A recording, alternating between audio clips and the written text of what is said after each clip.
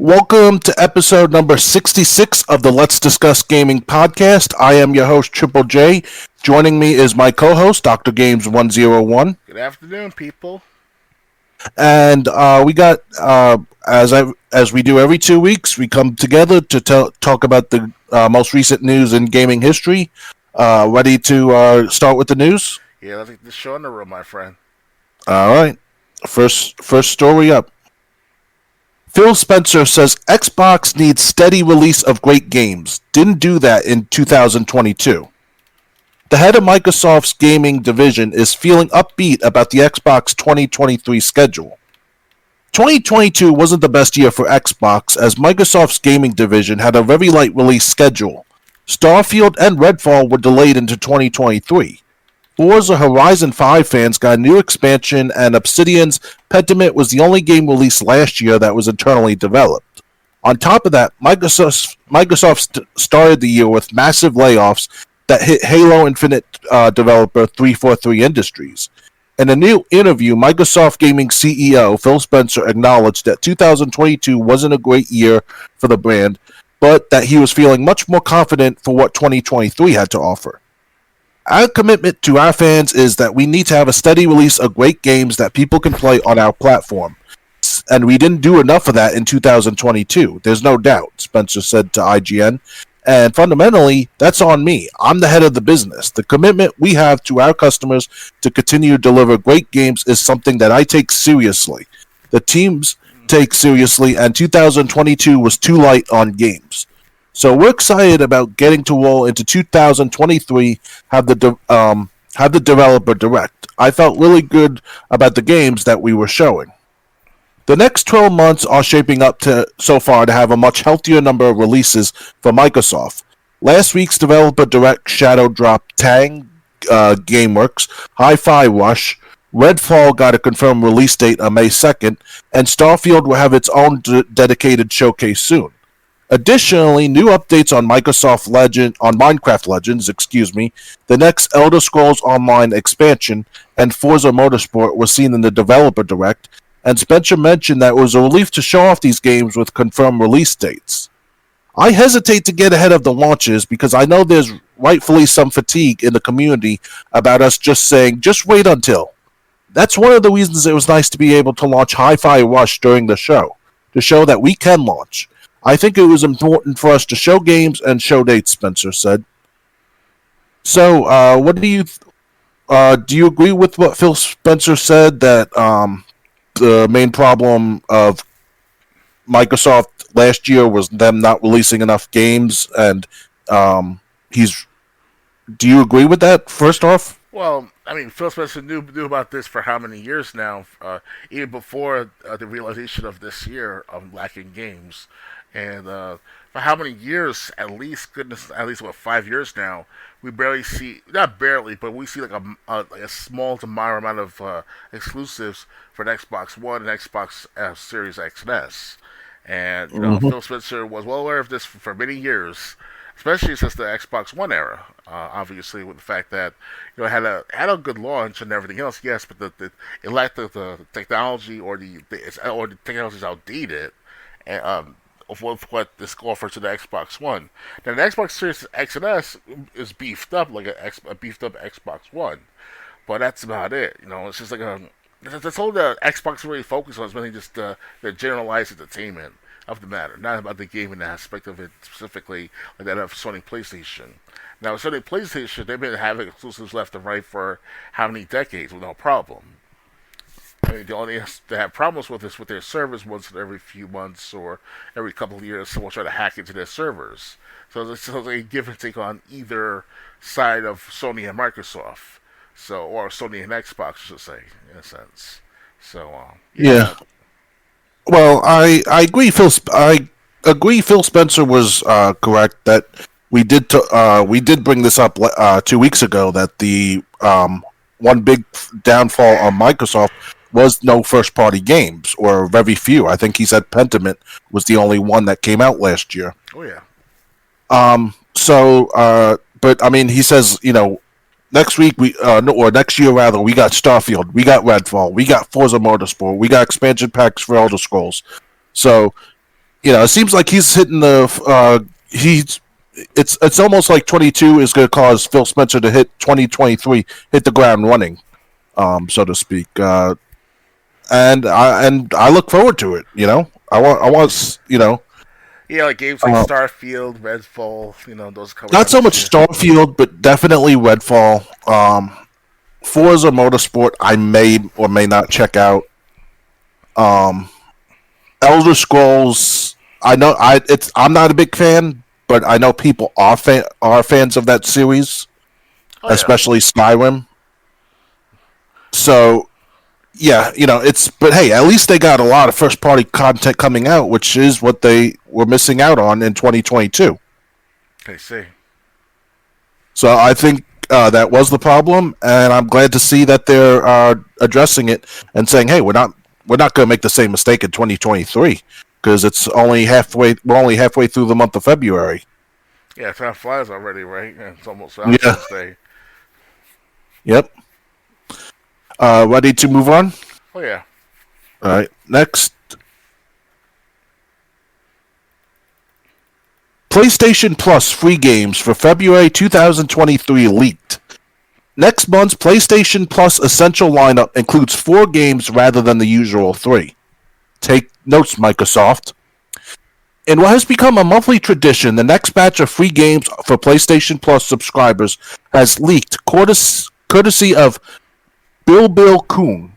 February's PlayStation Plus Essential lineup includes Ali Ali World, Evil Dead the Game, Mafia Definitive Edition, and Destiny 2 Beyond Light. Okay, 2 of those games I would be interested in myself. And an official announcement from PlayStation is expected soon, and all of the freebies should be available to claim starting February 7th, which was 4 days ago. The leak also noted that Mafia Definitive Edition might not be available in all regions. If that's the case in your region, Bill Kuhn claimed a different game would be substituted in Mafia's place. February's lineup is rather unique due to the number of games. Over the past couple of years, the standard has been 3 games each month. February will make the switch back to 4 freebies, but we wouldn't expect this to become the norm. It seems likely that an exception to the rule has been made because of the looming launch of Destiny 2 Lightfall, a brand new major expansion that arrives on February 28th. With that in mind, PlayStation is giving away Destiny 2 Beyond Light, an expansion that released in 2020. If you're new to Destiny 2, you can download the base game for free and then check out Beyond Light to see if you're interested in picking up other Destiny 2 expansions. Both the PS5 and PS4 versions of Beyond Light will be free. If you missed out on Ali Ali World when it launched last year, you should definitely give it a try via PlayStation Plus. This side-scrolling skateboarding game has fast-paced action, slick handle, and an eclectic assortment of levels and challenges. It earned a 9 out of 10 in our Ali Ali World review. Meanwhile, Evil Dead is an online survival horror game that falls within the steadily growing asymmetric multiplayer genre. It launched last year to generally favorable reviews, so it could be a good fit if you're searching for a new game to play with friends. For those who like the open world vibe but think there's sometimes too much to do, Mafia Definitive Edition will be refreshing. A great remake of the 2002 original, Mafia Definitive Edition takes a streamlined open world approach as it solely focuses on story missions scattered across its world. So these 4 games are coming out for PlayStation Plus subscribers. Yeah, this is the PlayStation Plus Essential lineup. Honestly, I wish, with the exception of Destiny 2, I wished all these games were coming to Xbox. Would you be interested in any of these games if you had a PlayStation Plus or a PlayStation 4 or 5? Well, the specific games you mentioned, I don't really remember. I'm not familiar with them per se. Let's be specific on which ones All we're right, talking well, about. well let's go. Destiny 2 Lightfall, which is another expansion for Destiny 2. Okay. Ali Ali World, which is a skateboarding game. Hmm. Kind of think Tony Hawk Pro Skater. Is that the one with the Uh, bird that plays skateboard and shit, or that's something else? huh? There's this skating game called something called with a bird, where you play as a bird on a skateboard. You ever heard about that That- one for the Xbox? no, Okay, I've never heard of that one. it sounds familiar, like the Ollie, whatever it's called. But yeah, but this thing too, I already have it ready to play on what's it called, Xbox One and the PC. So it's not that riveted to go to the PS5 for it. And Right. Well, Evil Dead. We, I think we both been in. Were you interested in that game? well, Evil Dead. Let's see. So refer to the PS1 game. I still have a No, chance to play that game yet. no, As no. much. Uh, this is a new Evil Dead game. It's an online survival horror game. Oh, okay. All right. And, and then Mafia Definitive Edition. Oh yeah, no, that I definitely want to get the trilogy. Actually, the trilogy is available on the Xbox One and Xbox Series X and S for about I think like $20 on sale. If I remember correctly, $15 on sale as of like this week.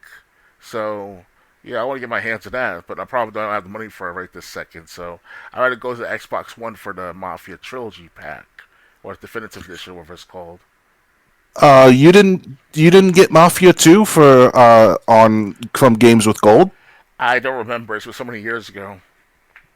Because I have it. I played through Mafia 2 that way. Okay. Because I used to have Mafia 2, and then I sold it. They offered it for through Games with Gold back when Games with Gold was worth something. Oh yeah. Um, I played it all the way through. I enjoyed it. Mafia 3, I rented from GameFly. Even though they had like Vito right in the beginning, I couldn't get into it. Right. Right. It just was boring to me. I was making myself play it, almost like Dead Rising 3. Okay. Um, and then, but the first Mafia, I used to have that for PlayStation 2. The only problem with the first Mafia on PlayStation 2 was it was so hard to see because the game starts off at night. Two guys run into your cab from the Mafia, and they're telling you drive. And basically, they're trying to escape guys who are trying to kill them. So you're basically driving your taxi with no clear direction at high speeds, but it's almost impossible to see. The lighting was Uh, off pretty much. huh? The lighting was off pretty Yeah, much. the lighting wasn't. I mean, in the daytime it was fine. But I just remember that first level at night was so. It was so hard to see anything. So hard to see turns coming. Um, it got much better once once you lost the people chasing your passengers, and then the passengers were able to give you directions where to go. Hmm. But that's probably one issue that would be fixed in the definitive edition. Yeah. Well, So I don't know what we got through Games with Gold since it's included with Game Pass, but I'm pretty sure it's nothing this awesome. okay. Anything else to say, or ready to move on? I just want to say though that if you guys are interested in the Mafia trilogy, on the Xbox One, they currently have it on sale up until like February 14th or the 11th, which is like basically tonight. Well, And today's the 11th. yeah, somewhere around the 11th and the 14th. I forgot which date it was, but I saw it on my wish list on sale. I was like, oh man, I wish I could spend my last $14 on it, but the last $20 actually more exact. But oh well, next year. Yeah. I Hey, got, I got, yeah. if you have to wait till Christmas, GameStop always has end of the year sales. Oh yeah, that and the Black Friday sale going on too every year too for the last how many years? Yeah, Yeah. So yeah. I currently have at least 300 games on my downloaded onto my Xbox systems, and about 1,000 games on my account alone. So I got plenty of time to wait for Mafia Trilogy to be on sale again. So yeah, I don't have that many, but you think they? at least with Game Pass, I got plenty of games to time me over. Not to mention the games with gold that I downloaded when games with gold was a worthwhile product. Oh yes, and at the time too, games with gold and Game Pass still to this day, it's still worth to have every now and then. Game Pass is games with gold is just worthwhile because it's included with Game Pass. Of course, to some extent. Yeah, if you get games with gold by itself, it's a waste of money. Oh yeah, Ready to move on? yeah, I'm ready. All right. Next, Xbox Games with Gold lineup for February 2023 revealed. For the King and Guts and Goals will become available to Gold and Game Pass Ultimate subscribers next month. Okay, I have to say, let me point this out. PlayStation Plus is getting Mafia Definitive Edition, at least in some places, Ollie Ollie World, Evil Dead the game, and Destiny 2 expansion. We get For the King and Guts and Goals. Whoever's in charge of picking these games, what the hell are you doing? All right, calm down. Yes. Microsoft has announced a lineup for Xbox Gamers with Gold for February. For the King and Guts and Goals. The two titles will be available next month for Gold and Game Pass Ultimate subscribers. For the King will become downloadable first from February through the month of February, per Xbox Wire. Usually retailing for $25, the strategy game features roguelike elements and even has online co-op. It sees adventures attempting to restore peace to a kingdom where the king was murdered. Iron Oak Games developed the title. Yay. Guts and Goals comes next, with subscribers having the opportunity to grab the game from February 16th through March 13th. It is an arcade soccer game that even allows players to use bats to score goals. The title, which usually costs $15, features over 30 heroes and doesn't have any penalty cards. Last month, Microsoft offered up its Iris Fall and Astronauts as part of Games with Gold. Astronauts is still up for subscribers through February 15th. As for Xbox Game Pass, two big titles just launched for the service over the past week. Hi-Fi Rush Surprise dropped on the service, followed up by the much-awaited arrival of GoldenEye 007. Age of Empires 2 Definitive Edition is on the way soon, too, for cloud and console. So, are you excited to play For the King or Guts and Goals? What is that game, by the way, anyway? Which one? Was it Guts and Gold? What's it called again? Guts and Goals. It's let's see. It's an arcade soccer game that even allows players to use bats to score goals. And there's no penalty cards. So it's like Blitz, NFL Blitz, but it's with hand usage. Well, probably, but the thing is, it says it features over 30 heroes. So what? We're playing soccer with superheroes or something? Yeah, that is kind of weird. Okay. Sounds creative at first, Creative, as if creative is code for shit. Hey, you never know until we play it, right? Sometimes you just know. Kind of reminds me. Sounds like that game that I played the other month called IFAGB, something like that. You remember that game I'm talking about? The hashtag IFAB, something like that. No. No, I must have skipped that game or something. It's like playing the Super Mario Brothers versus each other battles in Super Mario Brothers All Stars, but except for you use a ball, and you have to use your hands and feet to head into the goal and shit, and you have to hit your opponent sometimes too to take it out of their hands of the ball. It's all right to play if people still play to this day though, but if you play by yourself as a story mode or through CPU mode, it should be all right, to play. I played. I forget what game it was, but I think it was a Mario and Sonic at the Olympic Games, and the soccer game they had there was fun. Okay. For a couple games, then it got old. But I mean, this is just, you know what? Exhibit M of how Games with Gold is just disappointment after disappointment every month. Yeah. Anything else to add, or ready to move on? I'm ready to move on. All right. Next. Report. Microsoft, Sony, and Nintendo all skipping E3 2023. This has been coming for a few years now, but the final straw is still a notable milestone. This was supposed to be the year after industry setbacks and global pandemic that E3, once the brightest center of the video game universe, came back recognizably epic as a live show for the first time since 2019. Reports today indicate, however, that it will be doing so without any of the console industry's power players. Uh, A story on IGN this evening says all three of gaming's first-party console manufacturers appear poised to skip E3's big return, meaning that for the first time in a live show's history, not a single one of them will be at an event that was traditionally their highlight of the whole damn year. While this is definitive, while this is a definitive final straw for E3, this has been coming for a while.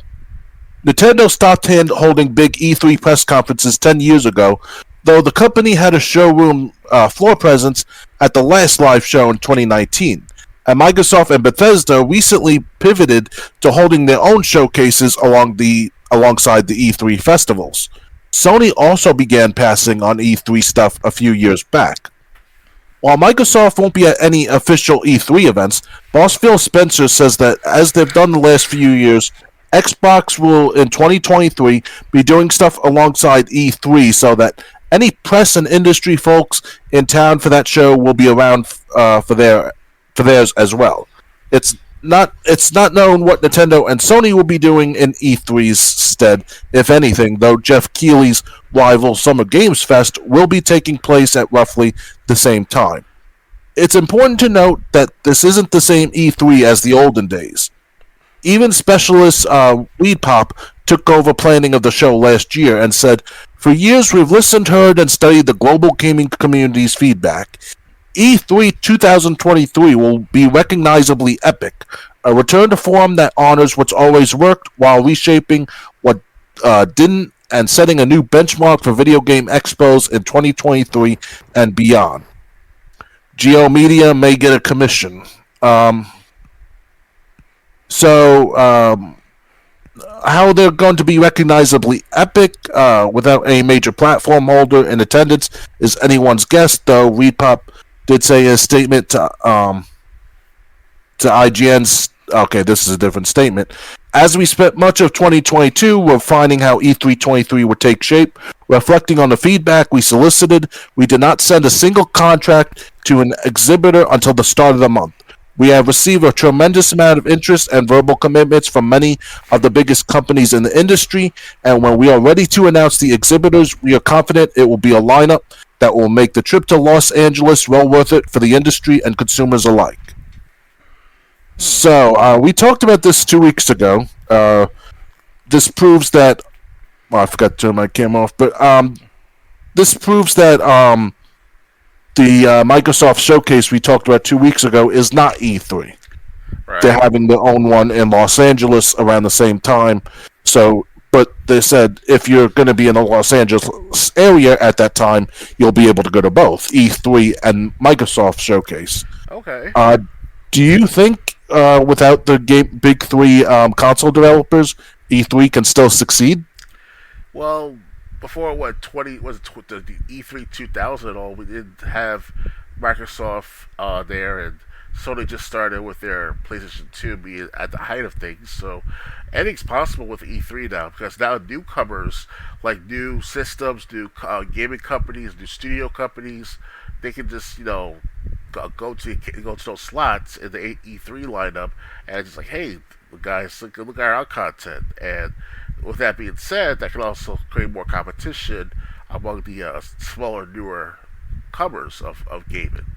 That's how I look at it. So if I ever was to have my own console to make, and I lack marketing to get it out there, but with a little advertising, hey, why don't you use E3? I'm like, hey, E3, I'll pay like a few $1,000s for you to put us on a showcase and take it from there, Yeah, but this is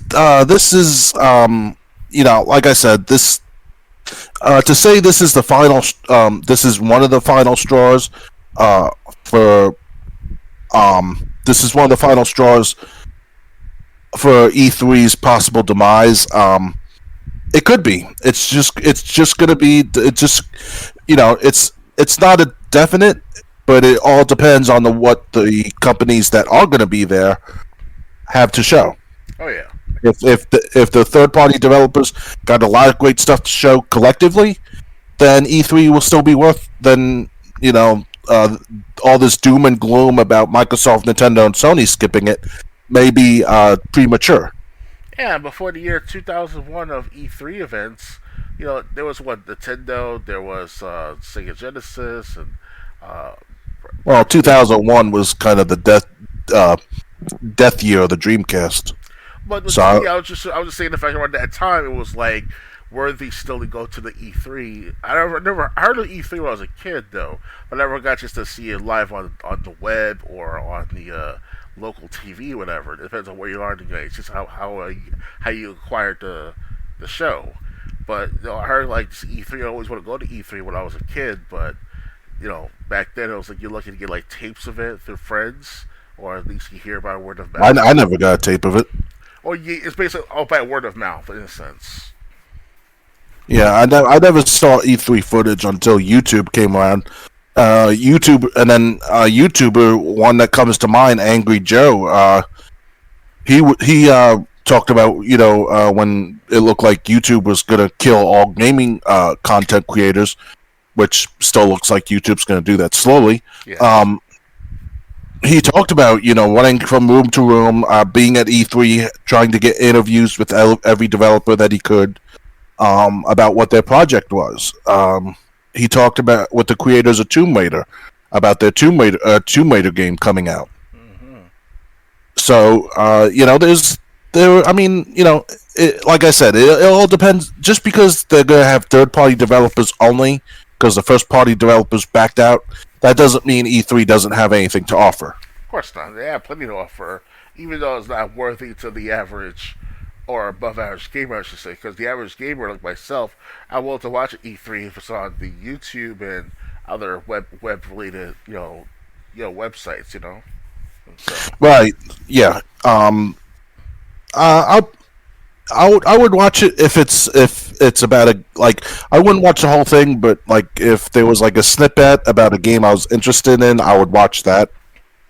okay. But other than that, yeah, I'd always love to go to E3, but I'm not going to California for many reasons. So, it's a shame, but I do hope E3 survives. I mean, Yep. anything else to add, or ready to move on?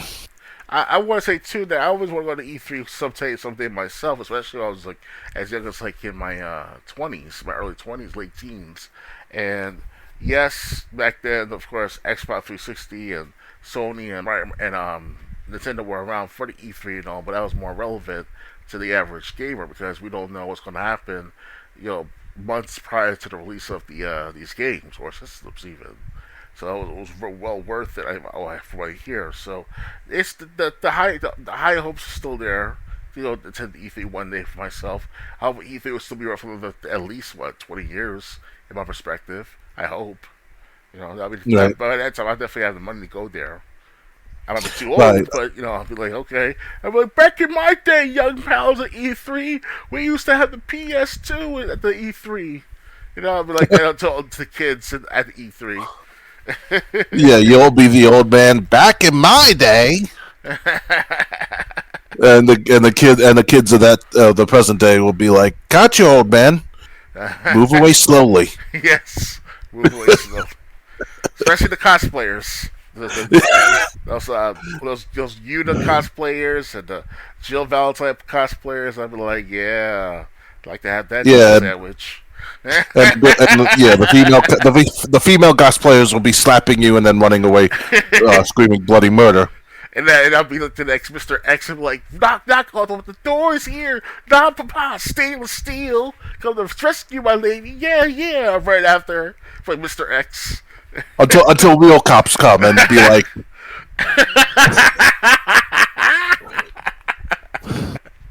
and the female cosplayers will be like, "That's him. That's the man."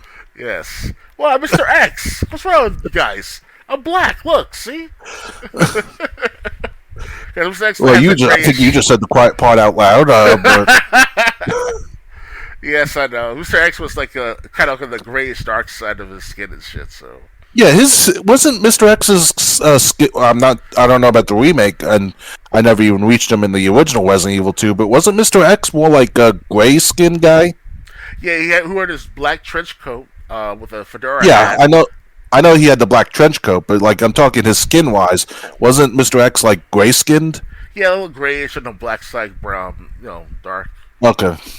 He always looked gray to me. The few times I saw him. So Oh yeah, they improved his design in Resident Evil 2 remake. Last time I checked, I still have the game Resident Evil 2 remake. I haven't got a chance to play the story B of the Claire story. So I will try to get to that one day and do a gameplay with you guys sometime this year, hopefully. So all right, that'll be interesting to see. yeah. Uh, Ready to move on? Oh yeah, I'm ready. All right. Next, um, Star Wars Jedi Survivor delayed to April. Respawn Entertainment has delayed Star Wars Jedi Survivor, but thankfully the wait won't be terribly long. Instead of arriving on March 17th, the game will now launch a little over a month later on April 28th. In a message posted to Twitter, Respawn states the game is content complete and it's solely focusing on fixing bugs, ensuring stability, and polishing the experience as much as possible. The team is so committed that it's taking another 6 weeks to make sure Survivor plays as smoothly as butter. Check out Respawn's full message below. Click the image to enlarge. Star Wars Jedi Survivor takes place 5 years after its predecessor, Star Wars Jedi Fallen Order. Hero Cal Kestis, now a full-fledged Jedi, still fights to survive against the Galactic Empire alongside his allies BD-1 and Seer Junda. It will be available on PlayStation 5, Xbox Series, and PC. For more info on the game, check out our video discussion with Cal Kestis, actor Cameron Monaghan, as well as our most recent preview. So, does this bum you out that Star Wars Jedi Survivor is delayed, or? It's not just bummed me out to begin with. I'm still stuck. I'm not stuck, but I'm still trying to play the Jedi Fallen Order game that I downloaded and recorded playing with you guys the other month or two. And he's looked good, Jedi Fallen Order, to this day. And as soon as I beat that game, then I'll try to get to Survivor sometime this year or next year, and I'll take it from there. But in the meantime, I'm glad the more delayed the game is, the better, because they can fine tune those last spigots, those last glitches and code errors in the game, and then polish the game up very well and sell it like a good old golden shoe to the public. Right. Yeah. Good on them. The game is complete, content wise, so they're just making sure that the game works like we expect it to. You don't want the Star Wars Knights of the Old Republic happening. But so yeah, I mean, as far as Jedi Fallen Order goes, I've played it on stream, not this past week, the week before that. I got stuck on a puzzle.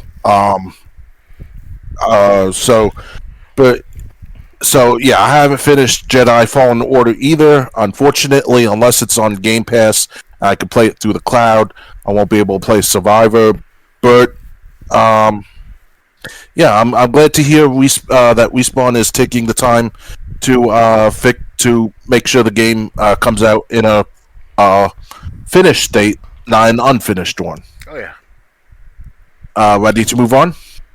But speaking of Knights of the Old Republic, you refer to the PS2 Xbox original version, right? I'm talking about the one that just came out not too long ago that people said was unplayable. Oh, that's the remake version or remaster, right? Mm-hmm. Oh wow, it's that bad, huh?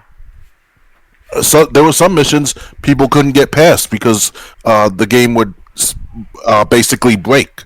That's not good. People would be saying through a cutscene, and like after they finish a certain mission, the game would stop working.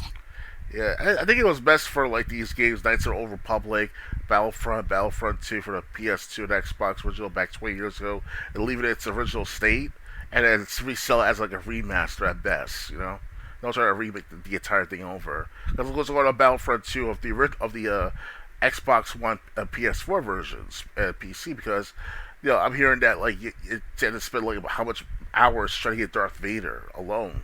It's ridiculous. I mean, of course, Yeah, that's an actual glitch, whatever. It's just that they designed that game to be that way. That's stupid. 50 hours, 40 hours to get Darth Vader alone, at least, if you're lucky. You know? right. Yeah. Well, I mean, Knights of the Old Republic was always a long game to get through, even the Xbox PS2 version. But I mean, at least that one, at least I didn't hear anyone, running into game glitches that would basically destroy destroy the game, and people would be unable to progress any further. All right. So I mean, at least we're not gonna have that with Star Wars Jedi Survivor. Oh yeah. Ready to move on? Yeah, I'm ready. All right. Next report: Halo Infinite won't get story DLC. Series switching to Unreal. According to a new report, after massive layoffs, the studio behind Halo is making big changes. Things are changing at Halo developer 343 Industries following massive layoffs across Microsoft, including reportedly 95 people at the Halo developer. The studio is switching to Unreal Engine, has no plans to make more story content for Halo Infinite, and continues trying to figure out what to do with the supposed Halo Battle Royale spin-off still in development. In a report at today from Bloomberg, it appears 343 is basically starting from scratch with Halo. According to people familiar with the studio's plans, the company isn't actively working on new campaign DLC or updates for Halo Infinite. Instead, before the layoffs, developers at 343 were reportedly working on prototypes for new Halo games and projects in Unreal instead of designing new content for Infinity.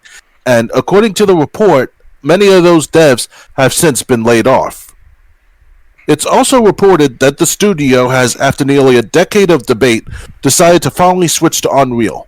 While there were internal concerns about how future Halo projects made with Unreal will play, the current tech, known as Slipstream, is apparently a pain to work with and is based on decades-old code at this point. Bloomberg's report even mentions that multiplayer modes for Halo Infinite, Extraction, and Assault are nearly done, but haven't been implemented yet due to issues with the aging Slipstream tools and tech. The switch to Unreal will apparently start with a brand new Halo game, internally codenamed Tatanka. Reportedly, this game is being developed by both 343 and Texas-based studio Certain Affinity, a team that has a long history of working on previous Halo projects. It seems Tatanka started out as a battle royale, but could evolve in different directions. Kotaku has contacted Microsoft about the reported engine switch and campaign DLC. Halo Infinite was supposed to be a big 10-year game for Xbox and 343, and while it launched to rave reviews, has since become a punching bag for Halo fans who find its updates lacking and its roadmap too sparse. It now seems like those long-term plans focused around Infinity aren't quite the future anymore. An email obtained by Bloomberg that was reportedly sent to staff by new 343 studio boss Pierre Hintz. The current plan for the Halo studio is to support a robust live offering for Halo Infinite and its Forge mode, while also greenlighting our new tech stack for future Halo projects. Since you're the Halo fan, what do you think of all this? I'm glad they're not going to DLC right now because that'll be a waste of effort.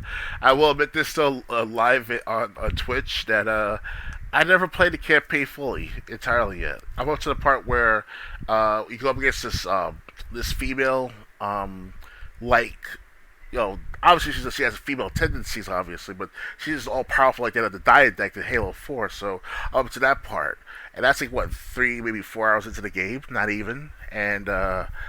After that, I stopped playing it. I was like, okay. Then I went to the part where I go up against these two elite soldiers or brutes. One had the chopper, the other had like another vehicle, whatever. That I was like, yep. I think that's it for me for now. After that, I still play Halo the multiplayer on multiplayer. But the problem though is that it's lackluster now. It's not the same like it once was a year ago, year and a half ago almost, because of the hype and all. And Halo Infinite they under they what it's under themselves. They're not giving out all of it itself all to the Halo community. They know that this is going to happen, so they rather just like cancel the DLC of story wise, any story DLC, and just stick with the microtransactions on the skins or whatever. Which that's a good move on their part. But then again, after a while, people are going to buy the skins if only they can use the skins in multiplayer, and then the multiplayer is so lacking in some sort of detail or some sort of not fluff, but material. It's not dense enough. It seems volumetric at first, but the content there is not what it seems to be or we're supposed to have by now. And it's been a year and 3 months now since the release. So what is just this company trying to do? The 343 and all. I complained so many times to 343 in the forums. I sent a letter one time to them in the email. I remember the email if it's the right email. I did my best to try to tell them, hey, you guys gotta sort this stuff out. And I've been at this since the Massive Collection release of Halo Massive Collection. Before the Halo, months, years before Halo Infinite came out. They knew they screwed up and they want to fix the problem. And now they fixed some of it, Halo Master Chief Collection, with new skins and some content to earn things that matter. But that's gonna last. That's not gonna last forever. So Halo Infinite is gonna be like the last thing people will think of comes to Halo, and that's bad on their part. 343 and Microsoft. So Okay. Yeah, Halo Infinite, like the article said, Halo Infinite has become a punching bag for Halo fans. So if they're cutting their losses now and working on a different Halo project, maybe that's what they should be doing. yeah, like keep Halo Infinite on. Try to add something like skins whenever you can, but then that's going to lose its luster after a while too. So once until the next year or two, it was completely dead Halo Infinite. Oh, sure, people could go back to it any time on the PC version, but how many people going to go back to the PC of the Halo Infinite? They're more likely to go towards Master Chief Collection more than ever. Like the new school fans, the new people, newcomers of Halo. Because they'll remember that Master Chief Collection was fixed for the PC in time, so no big deal, right? So they got some kind of like net loss, but it seems like they get net gain for the long term. So even if like Halo franchise is over with in the next 5 years or so, Valve and their Steam company, their Steam powered library will always be around to play these games. So good luck to the FIFA 3 for maintaining relevancy in today's world now, and from here on out. Yeah. So would you be interested in a new Halo Battle Royale game or? Yeah, I heard about that for months and years. Even Doctor Disrespect mentioned this months ago, prior to the release of Halo Infinite. He said to the public, he said to his fans, like, I hope they'll come with Battle Royale within a year after release because people will not stay in longer after its release, from what he could tell from what's going on in the game of Halo Infinite back in November, December, if not October of 2021. So he was right. But the problem though is that Battle Royale is a played out thing to most gamers of today who are new to the game because we didn't grow up on Battle Royale games really, you and I, Right. so it's kind of like a new thing to us. But to the new gamers, like we already had Battle Royale with PUBG and Fortnite, H1Z1, you name it. Hell, even Nakara's a new battle royale game to play. I haven't chance to play that game yet. I heard that was all right to play. So there's so many options to choose from because of battle royale games to the point where it's like which ones to play the most of. Right. So Yeah. So I said what I have to say on the topic. Ready to move on? I'm ready. Okay. Next. The PlayStation Plus collection disappears in May. Sony is closing the PlayStation Plus collection, the batch of PS4 essentials that PlayStation Plus subscribers on PS5 could download and play for no extra charge. In email sent to subscribers, the message states that on May 9th, the 19 game collection will disappear, and subscribers have until that date to add its games to their game library. Sony didn't provide a reason for why it's closing the collection, but also clarifies that other PlayStation perks, such as the monthly games, will not be affected. Here's the full message below. From May 9th, the PlayStation Plus collection will no longer be available as a PlayStation Plus benefit. You can add any of the titles from the PlayStation Plus collection to your game library before May 9th and play at any time in the future with an active PlayStation Plus membership. PlayStation Plus game catalog, monthly games, and other existing benefits will not be affected by this change. Thank you for your continued support of PlayStation Plus. The PlayStation Plus collection launched alongside the PS5 as an added bonus to those owners. In a way, it served as a mini version of Xbox's Game Pass, albeit only featuring last-gen titles. The collection has remained largely the same since 2020, with a couple of titles joining the roster and only Persona 5 being removed from the original lineup last year. The PlayStation Plus collection currently consists of the following titles: Batman Arkham Knight, Battlefield 1, Bloodborne, Call of Duty Black Ops 3 Zombie Chronicles Edition, Crash Bandicoot Insane Trilogy, Days Gone, Detroit Become Human, Fallout 4, Final Fantasy 15 Royal Edition, God of War 2018, Infamous Second Son, The Last Guardian, The Last of Us Remastered, Monster Hunter World, Mortal Kombat 10, Ratchet and Clank 2016, Resident Evil 7 Biohazard, Uncharted 4, A Thief's End, and Until Dawn. Last year, Sony added 2 premium PlayStation Plus subscription tiers that give those members access to a much larger and more regularly updated library of games across multiple generations of PlayStation. Premium members can access most, though not all, of these titles now, so perhaps Sony wants to incentivize standard PlayStation Plus subscribers to upgrade. Regardless, be sure to nab these games now if you haven't already before the May 9th deadline sneaks up on you. So what do you think of this collection being basically PlayStation gamers have until the 9th of May to download these games? Well, it sounds very fortunate for them to actually have that collection of lineups. Is part of their PlayStation Plus package, or is that standalone? That's like you get for free. It's added. It's came out the same time as the PlayStation 5. And it was basically a bonus. If you got the PlayStation 5 and the PlayStation Plus collection, you could download these PS4 games to play on your PS5. Oh, okay. So games like what's it called? Xena Bridges of Spirits is not part of that, right? No. No. All right. So that's PS5 lineup. That was because of PS5 release of release dates. You know. All these games look like they're PS4 games. Okay. Well, I mean, it sounds interesting to play the PS4 games, like Evil Dead and Ali Ali and all. You see the entire lineup of the PS4 games that are part of the PS5 system. I'll definitely want to see if I might get my hands on it before May 9th. Problem though is that I don't have a PS5 yet, so that's not gonna happen anytime soon. So I'm at a loss right now. So, you know. Yeah, I mean, looking at this list again, there's a few games I like. I own Batman Arkham Knight on Xbox One. Crash Bandicoot Insane Trilogy. I think that's the first 3 Crash Bandicoot games. I got a copy of that, the physical copy.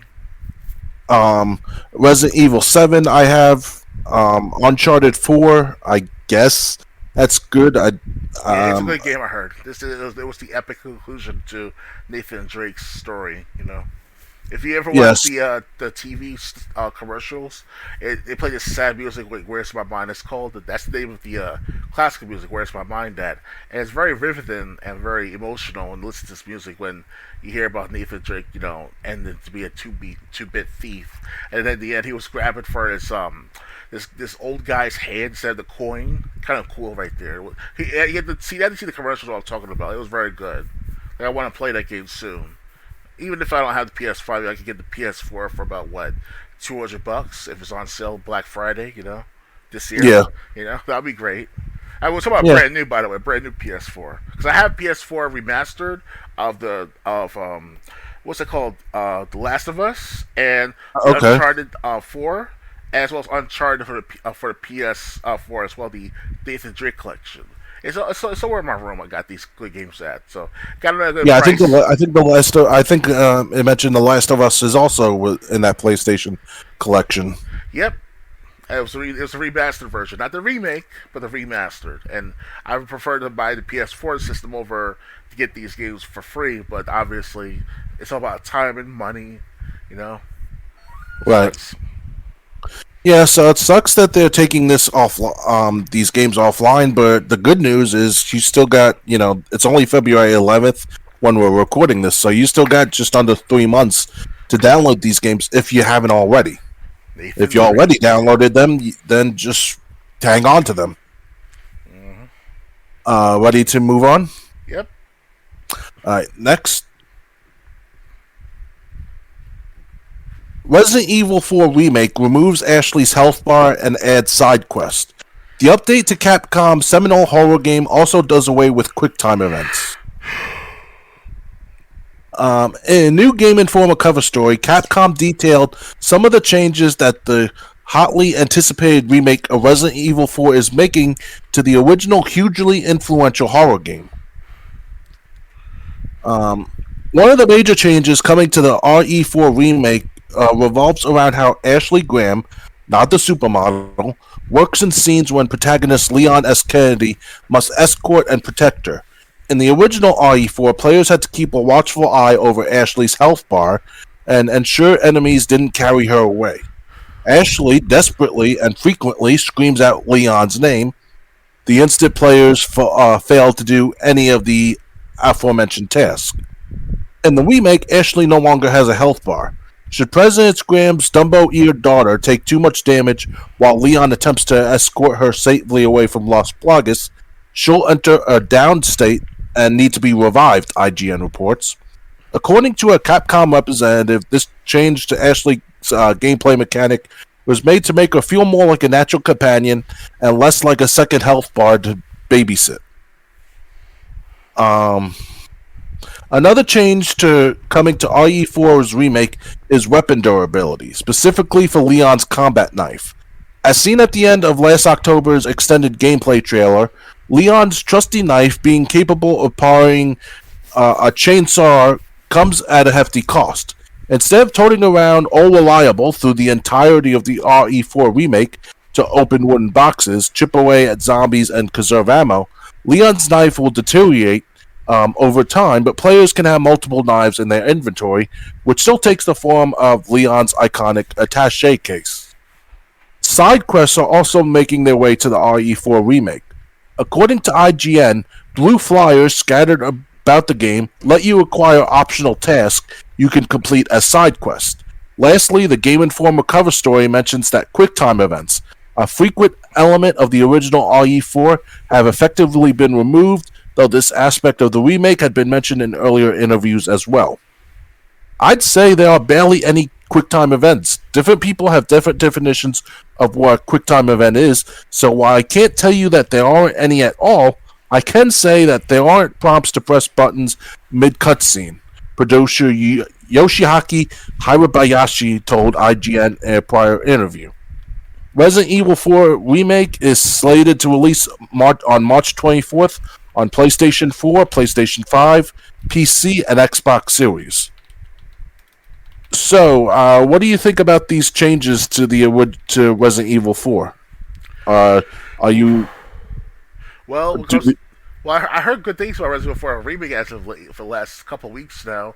I'm actually in network with some Resident Evil fans who have been anticipating for this game for a good year now, and they show lots of good coverage and also gameplay previews of the game, so it looks good. Look like they not only that they made it more nitty gritty and realistic in the feeling sense, but also the fact that they got rid of the Ashley's health bar, of course, which is a big mistake because then it's like, what's the point? It's kind of like it's just Well, you still have to protect her from being carried away, but okay, no problem. I didn't see that about that part. and they said if she takes too much damage, you would have to revive her. Right. Okay. All right then. But at least with a no, since she doesn't have a health bar, you don't have to. That's another thing you won't have to keep an eye on in this one. Okay, that's good. All right. I also saw a few seconds of the newest gameplay of Resident Evil 4 remake. So it's kind of like, either it's pre-alpha build or something like that. But it still looks like it's going to be released to the in that state. So it looks all right. It's uh impressive at first. Like I said, it looks realistic more than ever. Um, but as far as like Resident Evil 4 itself, it's the remake itself. Time will tell. Another few more months until the release of Resident Evil 4 remake. So see where it gets us. Are you happy that they were moving the QuickTime events? Uh, I wish they'd keep them in, but Okay, and how do you feel about Resident Evil 4 getting side quest? that's pretty interesting. It's kind of like reminds me of it's like playing Legend of Zelda, but with blood and zombies. I don't remember the Legend of Zelda having side quest. But you know what I mean, like these games where it has side quests here, side quests there, like from Skyrim, of Elder Scrolls to Legend of Zelda to perhaps even what's that other game? Red Grand Theft Auto even. You know? Yeah, Grand Theft Auto 5. Oh yeah. The Strangers and Freaks missions were kind of like side quest. And there was a story of themselves too in that game too, GTA 5. So that's pretty good. Yeah. Yeah, I wish I knew a lot more about Resident Evil 4 remake, but I only saw the few seconds of gameplay so far, and it looks good. It looks promising, and I hope that they may actually look more like more of like a damsel in distress, but that she can be a good ass kicker too if she put your mind to it. Because when you play as Ashley in Resident Evil 4, she gets to use lamps and oil lamps, and then throw them to their opponents, and they'll burn to death from that stuff. So she knows what she's doing half the time in that when you play by herself. And you sort of a puzzle too in the game too, and after that, that's what things gets more interested in that game. So. Okay, and the last thing they brought up, knife deterioration. As you play through the game and use Leon's knife, it will deteriorate and then eventually break. But you can find multiple. You can find and carry multiple knives. How do you feel about that? It's just like in Resident Evil 2 remake, so that's not bad. Like this one gamer named Jen on Twitter, she showed that that they put Resident Evil 4 gameplay and Resident Evil 2 remake together in a sense. So it kind of like combines the three combinations of sorts. So it's kind of like this big oomph in gameplay. So it looks more realistic, like I said, to ever before. So yeah, more power to the knife being deteriorated over time. Yeah, I played Resident Evil 4. Like I said, I played the Wii version for about 6 hours. I played the Xbox One version a little bit further until you meet up with Ada in a red dress, but then I couldn't find my way out of the courtyard. Yeah, they can be a bitch sometimes if you're not careful. Yeah, it was just running back and forth, and that's what turns me off in most Resident Evil games. But you're making progress if there's more dogs coming after you, though. Yeah, well, there was nothing coming after me. I'd killed all the enemies, and I was still in the courtyard. That's weird. And then one part, I was running through the courtyard, and I actually made it back to the castle. It's like, okay, took a wrong turn somewhere. So I wish they would move. I wish they would leave the QuickTime events in. I like them. Um, I mean, they didn't have to go crazy with them, but Resident Evil 4 didn't. we're not talking. They didn't go heavy rain, quick time events. But I Right. liked heavy rain also. Right. But so I wish they would leave them in. I really don't like the knife deteriorating because, but then again, who really used the knife to attack zombies? I mean, the Yeah. knife was. I mean, if you were fighting with the knife, it was almost like you might as well use your hands. Uh, the only thing the knife was good for was destroying crates to find ammo and stuff. Oh yeah. And I also heard rumors of like certain players in Resident Evil 3. I don't, that sounds like going way back though, but 20 years ago, there's been rumors of people being in Resident Evil 3 with nothing but the combat knives, and that's like unlimited usage. So, Yeah, now it's like 20 years later, the remake of Resident Evil 4 and all. I'm like, okay, like make it more realistic than ever. It's promising right there. So I don't know how realistic it is. I mean, you use a knife. I mean, how often does a knife deteriorate?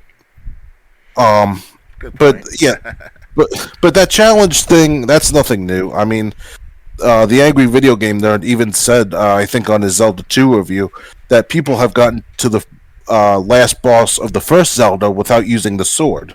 Oh wow. Yeah.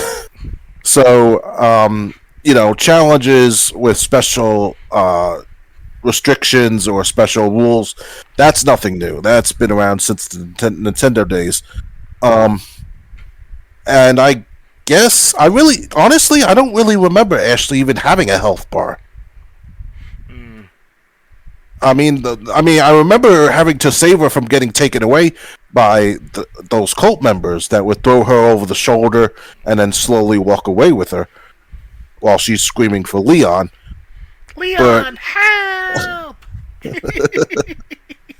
Yeah, but she had a health bar in Resident Evil 4 original, especially on the well, PS2. So, oh well, PS2. I didn't play it on the PS2. but I it, only played I but only played it on the Wii and Xbox One, so that but might be it. but the Resident Evil 4 we're thinking of is it's on all versions of games like PS2, Wii, PS3, PS4, Xbox One, Xbox 360, you name it. It was Hell, even also on there was PC. also a GameCube, I think, version Yeah, like port. it's all the same versions, just at different HD or formatted ports, depending upon which one you're looking at the most of. Yeah, but and I think the Wii, instead of QuickTime events, they had QuickTime events, but it was something like shaking the Wiimote instead of pressing a specific button repeatedly. Oh, okay. Um, yeah, I think it was Game Masters TV or something, where he was playing Resident Evil 4, and she screams Leon, and he's like, "Yeah, bitch, I'm coming." Is that a parody? No, no, the guy reviewing the game said that Okay. because they.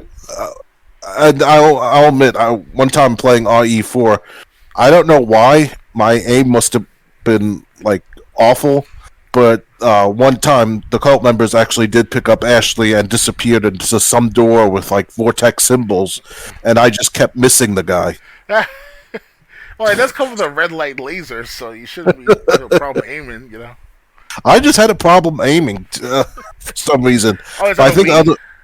huh? Was it on the Wii? You said? Yeah, Oh, that's why. Okay. yeah. Um, but anything else to add, or ready to move on? Yeah, I'm ready. All right. Uh, next, turn that off. Wolverine will be an M-rated game, could launch as early as fall 2024 report. This version of Wolverine won't be declawed according to new reports. Marvel's Wolverine won't be a declawed version of the iconic mutant according to a new report, which claims that this game will be aiming for an M rating. According to Giant Bomb's Jeff Grubb, developer Insomniac Games is targeting a hard R with its interpretation of Wolverine, which will reportedly be a unique take on the character that is divorced from his big screen incarnation played by Hugh Jackman. They'll avoid having any links or anything that evokes the Fox movies. They want it to stand on its own, Gubb said. I was trying to nail down the setting and heard it will start before he joins the X-Men, which also makes sense for a Wolverine game. As for a release date, Grubb claims that the game could be out as early as fall 2024, just a year after the planned release of Marvel Spider-Man in 20 Spider-Man 2 in 2023, but did note that it could slip to 2025. This may not be an open world game in the same vein as Insomniac Spider-Man Adventures, with Grubb noting that God of War Ragnarok's semi-open world design is serving as inspiration for how the game unfolds. The Wolverine game was first revealed during the September 2021 PlayStation Showcase event and was said to be in very early development back then. Marvel's Spider-Man Miles Morales creative leads Brian Horton and Cameron Christian are directing this standalone title, and Grubb added that the emotional narrative and cutting-edge gameplay are shaping up to create something that is truly special. This wouldn't be the first time that a Wolverine game hasn't been scared to spill some blood, with the most notable example being Raven Software tie-in to 2009's X-Men Origins Wolverine, which was a great game. That game featured over-the-top gore and dismemberment, as well as gruesome levels of damage that could be inflicted on Logan's body. When it comes to mature PlayStation exclusive games, the God of War games has set a precedent as all titles have received M ratings for violent content. In other Wolverine news, Hugh Jackman is busy training to get back into fighting shape for Deadpool 3, as he'll once again be playing the Daily Mutant opposite Ryan Reynolds, Merc with a Mouth. So, are you excited? I don't know if this is PlayStation exclusive or not, but are you excited for the new Wolverine game, or Yeah, I saw the trailer. I'm not sure if it's part of the for Video Game Awards yet, or it's definitely from E3. Either from E3 or Tokyo Game Show. I'm not sure which one it was. It's around those time periods. They showed the trailer of Wolverine, and it says it'll come out 2024. So I'm anticipating to play that game for myself as well on the Xbox Series X and S if possible. And yeah, I mean, they showed like a scene where Wolverine was at the bar drinking or whatever, and then everyone was dead at the bar, and this one guy approached him up from behind with like a baseball bat or something or a weapon, and then Wolverine just went back and just use his claws again, and they was the screen went black. So that was pretty interesting. So can't wait to see something more of that matter. You know. what you're talking about sounds like the lead up to like the first X-Men movie in the 90s. Yep, something like that. Because I saw that movie. Some guy had a gun, like a shotgun, up to Wolverine's back, and he just like turns around and like cuts the gun in half with his claws. Yeah. Yep. And you say Hugh Uh, Jackman is going to start in Deadpool 3, right? yep, Now he's going to be Wolverine again? yeah, he'll be Wolverine. Holy shit, dude! It's been like 6 years since the last Wolverine movie. I'm very surprised Hugh Jackman can be in that good of a shape to even be in Deadpool 3. Like he still be part of Deadpool 3 and whatever for however long, but still, it's like being that kind of shape, like back in the when the first couple of years of the X-Men movies came out. Back to 1999, 2000, man, and he stayed in shape 20 years later is ridiculous, man. I don't know how Hugh Jackman does it, but I I don't congratulate him. I don't know if that was Hugh Jackman that played Wolverine in the old X-Men movies. Yes, he did. Back in Okay, 1999, 2000, he started, and yeah, by 2017, they had a movie called either Wolverine or Logan. X-Men Origins Wolverine, maybe. No, no, it's called Logan. That's his last movie he Oh, starred in. That's why he becomes this old, decrepit man. He can't do his healing properly, and he's just in the forest, gasping for air and shit. It was pretty cool that they brought you see him grow up as he grow up into this adult. I mean, like you and I have been. Like back 20 years ago, we were like teenagers. You were like we were like in a junior high school and all. Then all of a sudden, almost 20 years later, you see Logan the movie in 2017. Like man, time flies. And he's still in good shape, Hugh Jackman. So yeah. Logan, I think weren't they trying to get Hugh Jackman out of the series? Because like Logan was like when he had a daughter that also had his powers. yeah, it was something like that. Yeah. Um, yeah, so I remember people not liking that because they didn't like Wolverine being treated like that. But Yeah, but they're trying to bring the new generation of X Men or a new generation of you know, mutants. That's that happened for the last 5 years after that too. There was a TV series after TV series of like X-Men this or mutant that, that type of shit. So they got to bring up that hype for the next generation of actors and also mutants who play them. Well, the reason before we talk about the X-Men Wolverine game, did you see the two Deadpool movies that came out so far? I only saw the first Deadpool movie. That was pretty good. Okay, that's why you don't know, because at the end of Deadpool 2, well, in the movie Deadpool 2, Deadpool Ryan Reynolds mentions seeing Wolverine again and Okay. wanting to confront Wolverine. At Oh. the end, you see Wolverine cut something, and then Deadpool jumps down to the same floor as Wolverine, and they basically have a face to face. And I think that's where the movie ended, if I remember correctly. I gotta see Deadpool till then. Yeah. So that's where the Wolverine involvement comes in, I think. But Deadpool also talks about his problems with Wolverine Right, as the right, narrator. right. Um, Now, this new game, I loved X Men Origins Wolverine. If you have not played that for like 360, that's definitely a great game to play. Um, so I would love to be able to play this game. They didn't mention what consoles it's for. Hopefully, it's not a PlayStation exclusive like Spider Man. Um, but as we get like they said, it could be up till 2025 before it comes out. Okay. Which is Deadpool 3 you're referring to, right? No, no, no. This game, the new X Men Wolverine game. And when does Deadpool 3 come out? Do you know? The movie? No, I have not heard anything about Deadpool 3. Oh, okay. Well, But they said Hugh Jackman's getting in shape for it, so they probably haven't even started. They probably haven't even started shooting it yet. Oh, okay. Well, I got time to watch Deadpool 2 then. Yeah. 'Cause I saw all the S- X Men movies so far. X Men 2, X Men 2, X Men 3, what's it called X Men 3, the Days of Future Past, X Men Apocalypse, shit like that. Sky Captain Charisma, X Total Extreme Wrestling. After this business, pal, and now we do the podcast, and then we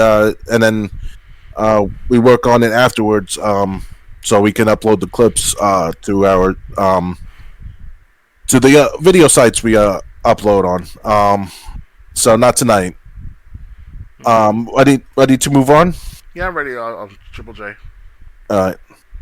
Next, Knockout City is going offline forever in June. Hmm. The upcoming Season 9 will be the game's last. Knockout City is shutting down forever on June 6th.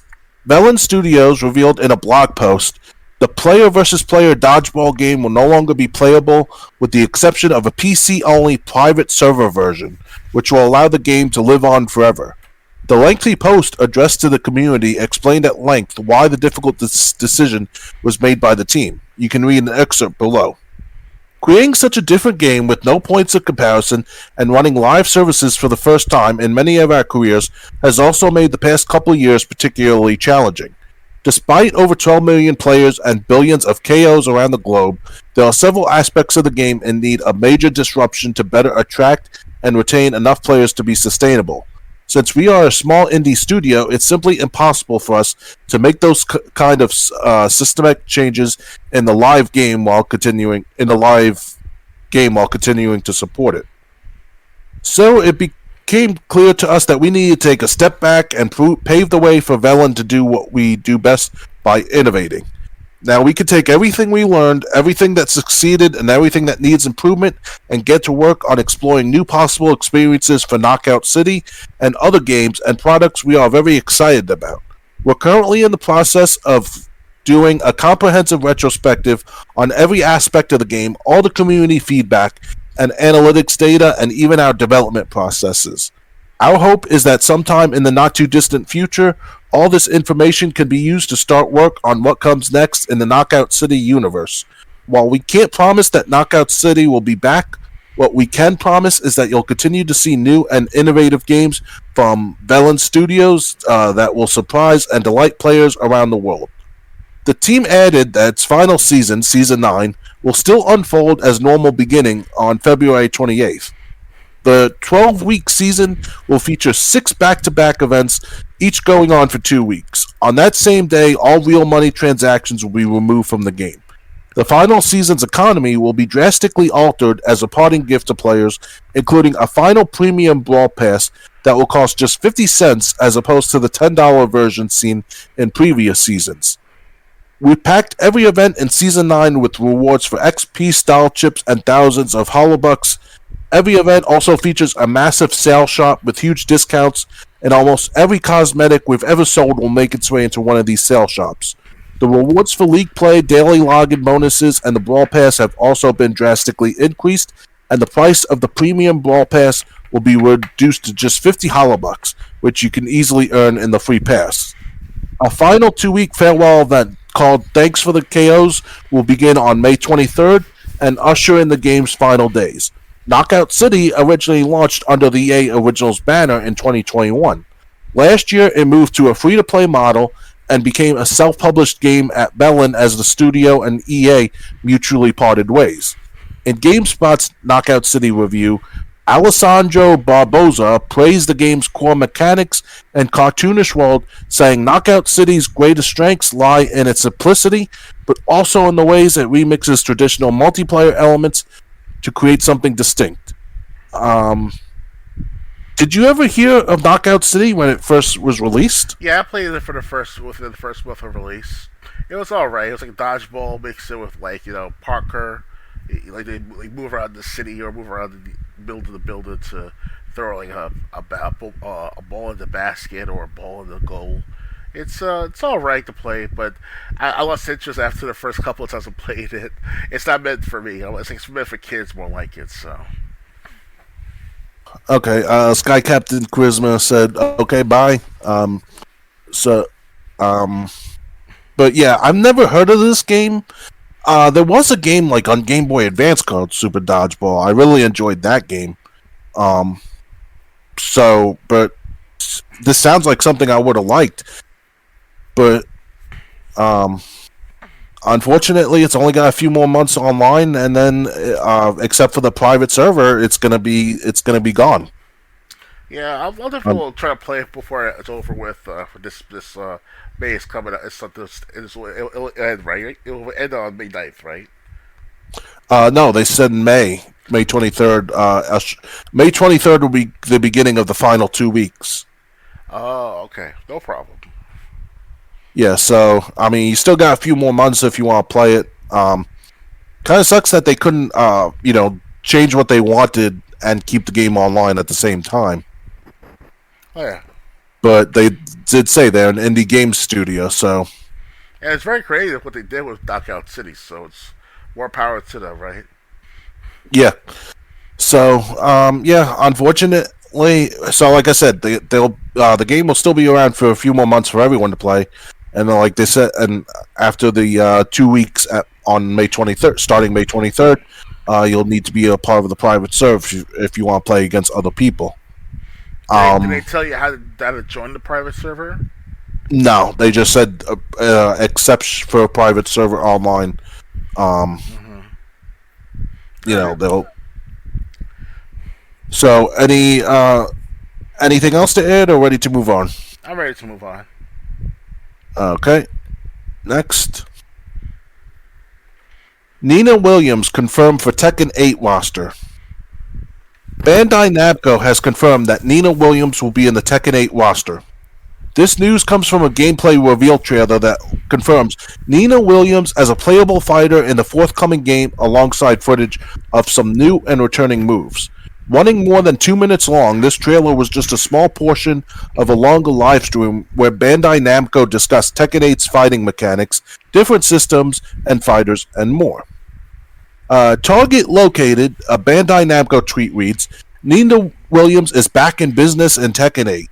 Get your first look at the Silent Assassin back just in time for the next King of the Iron Fist tournament. Elsewhere in the stream, Bandai Namco revealed that a closed alpha test for Tekken 8 will take place next month. Players can sign up for a chance to be included when a website for registration goes live this month. Are you a Nina Williams Are you a Nina Williams man? Let us know in the comments below. Can I have Well, my check? I guess you're a Nina Williams fan, are you? Well, she is a good looker, that's for certain. On a serious note, even after 20 years of playing Tekken, myself, I mean, Nina Williams always is the main character in Tekken. Like she goes back to the first Tekken back in 1984, 95. So I don't see what's the big deal about Nina Williams is confirmed for Tekken 8. Of course she's going to be in Tekken 8. Hell, even Steve Fox I bet is going to be in Tekken 8 as well because they have a relation between Nina Williams and Steve Fox. You know?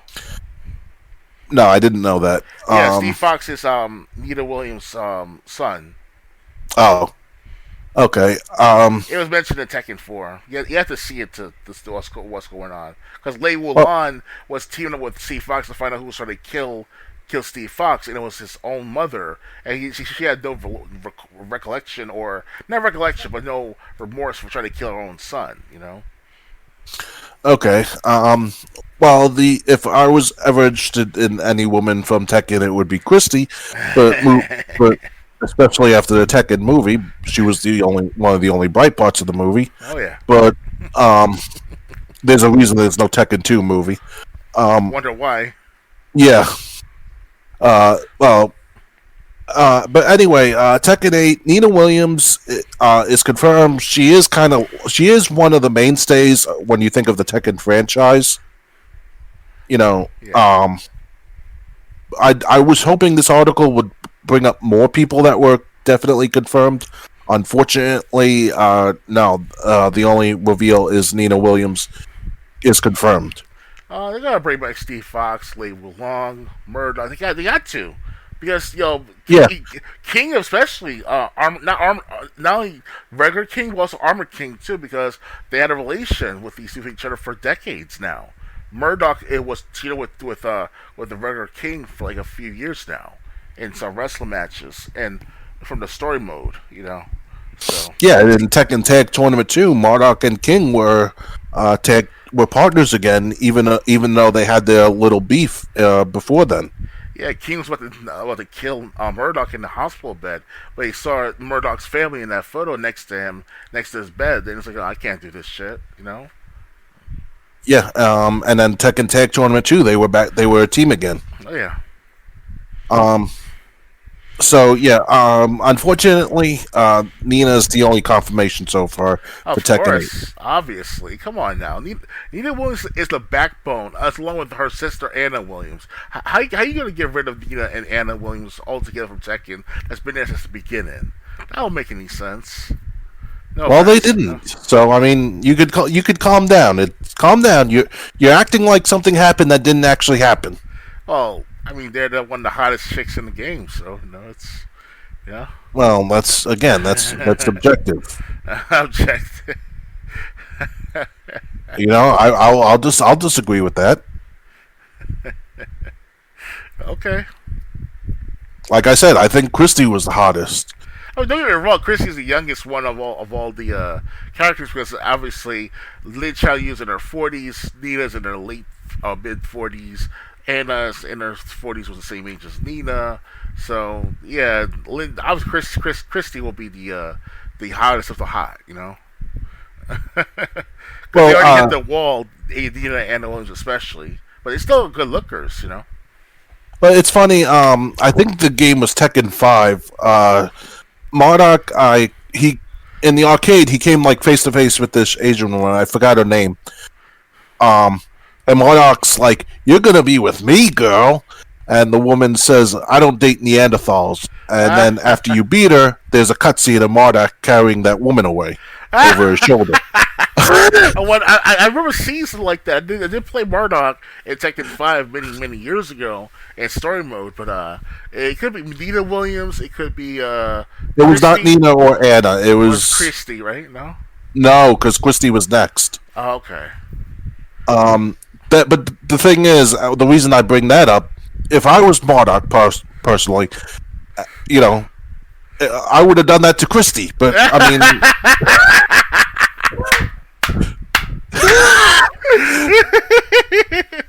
That's like caveman shit. We act like cavemen now.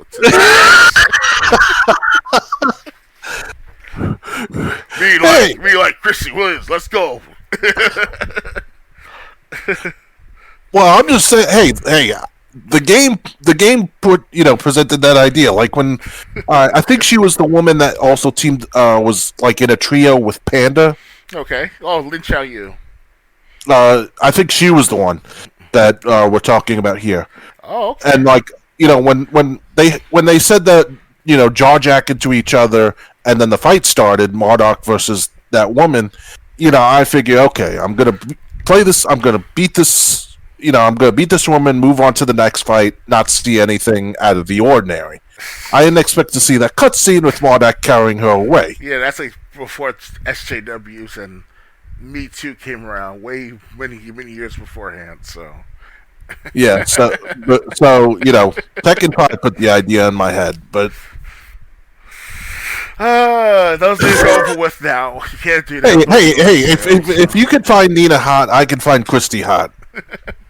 Well, Nina always been hot. She's the And Christy wasn't? assassin. I mean, she's all right. Yeah, she's good. Did you ever watch the Tekken movie that came out like 2010? That's the one with Aleska Boskanovich, right?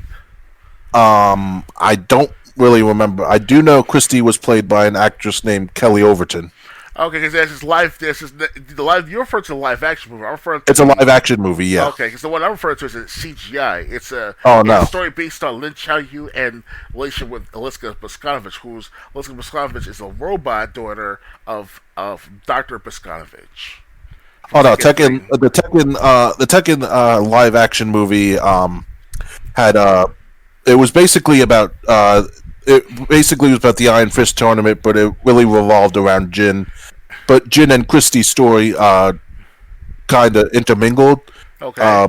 Because when Jin, there was a hit put out on Jin before the night before the tournament.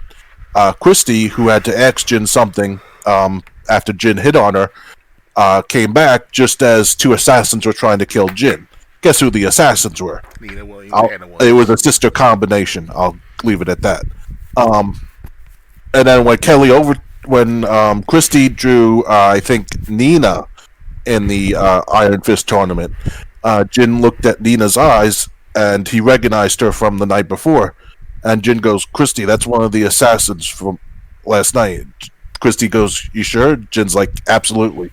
Christie's like, "Good to know."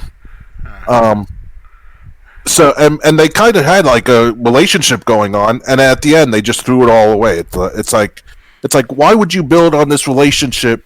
You put so much, you focused a whole chunk of the movie on their relationship, going from two random people to two people who ended up looking out for one another, just to throw it all away and mean nothing in the end. It's kind of like a build-up with no payoff. That was the Tekken movie. That's probably why I didn't get a sequel. So again, Nina's the only confirmation we have for Tekken 8 so far. Anything else to add? Such a drag. They have to have Steve Fox. They have to have Jin and Haji especially. And Haji's been there since day one, so it's kind of like you can't get rid of Haji right away. You have to. Well, I don't want to spoil for anyone, but he might be alive for Tekken 8. Well, in the Tekken movie, I forgot to mention Kazuya tried to kill Heihachi. Okay. And take over the tournament, running the tournament himself. Right. Not only the movie version, but in the gaming version, in the gaming series, Jin has his own little army called Geotech, whatever the fuck it's called, and he was trying to overtake Violent Industries with his adopted brother. His name was Violet, a.k.a. Lee Heihachi Mishima, whatever his name is, because Heihachi and Mishima and Lee know each other directly because they were adopted by Heihachi Lee. So it's, yeah. All right. Yeah, but that's all I had to say. Yeah, but, okay. So, moving on. Yes, indeed. Next. Now, we had a good time with Tekken. Yeah, much better than I expected. Game Boy and Game Boy Advance games come to Switch today. Ooh. After months of rumors, Nintendo announced that Game Boy and Game Boy Advance games are coming to the Switch online libraries. Best of all, both handheld offerings are available today. This article was written on February 8th, so 3 days ago. These classic titles now support both local and online play with friends only. Game Boy games will be available on the standard Nintendo Switch Online tier.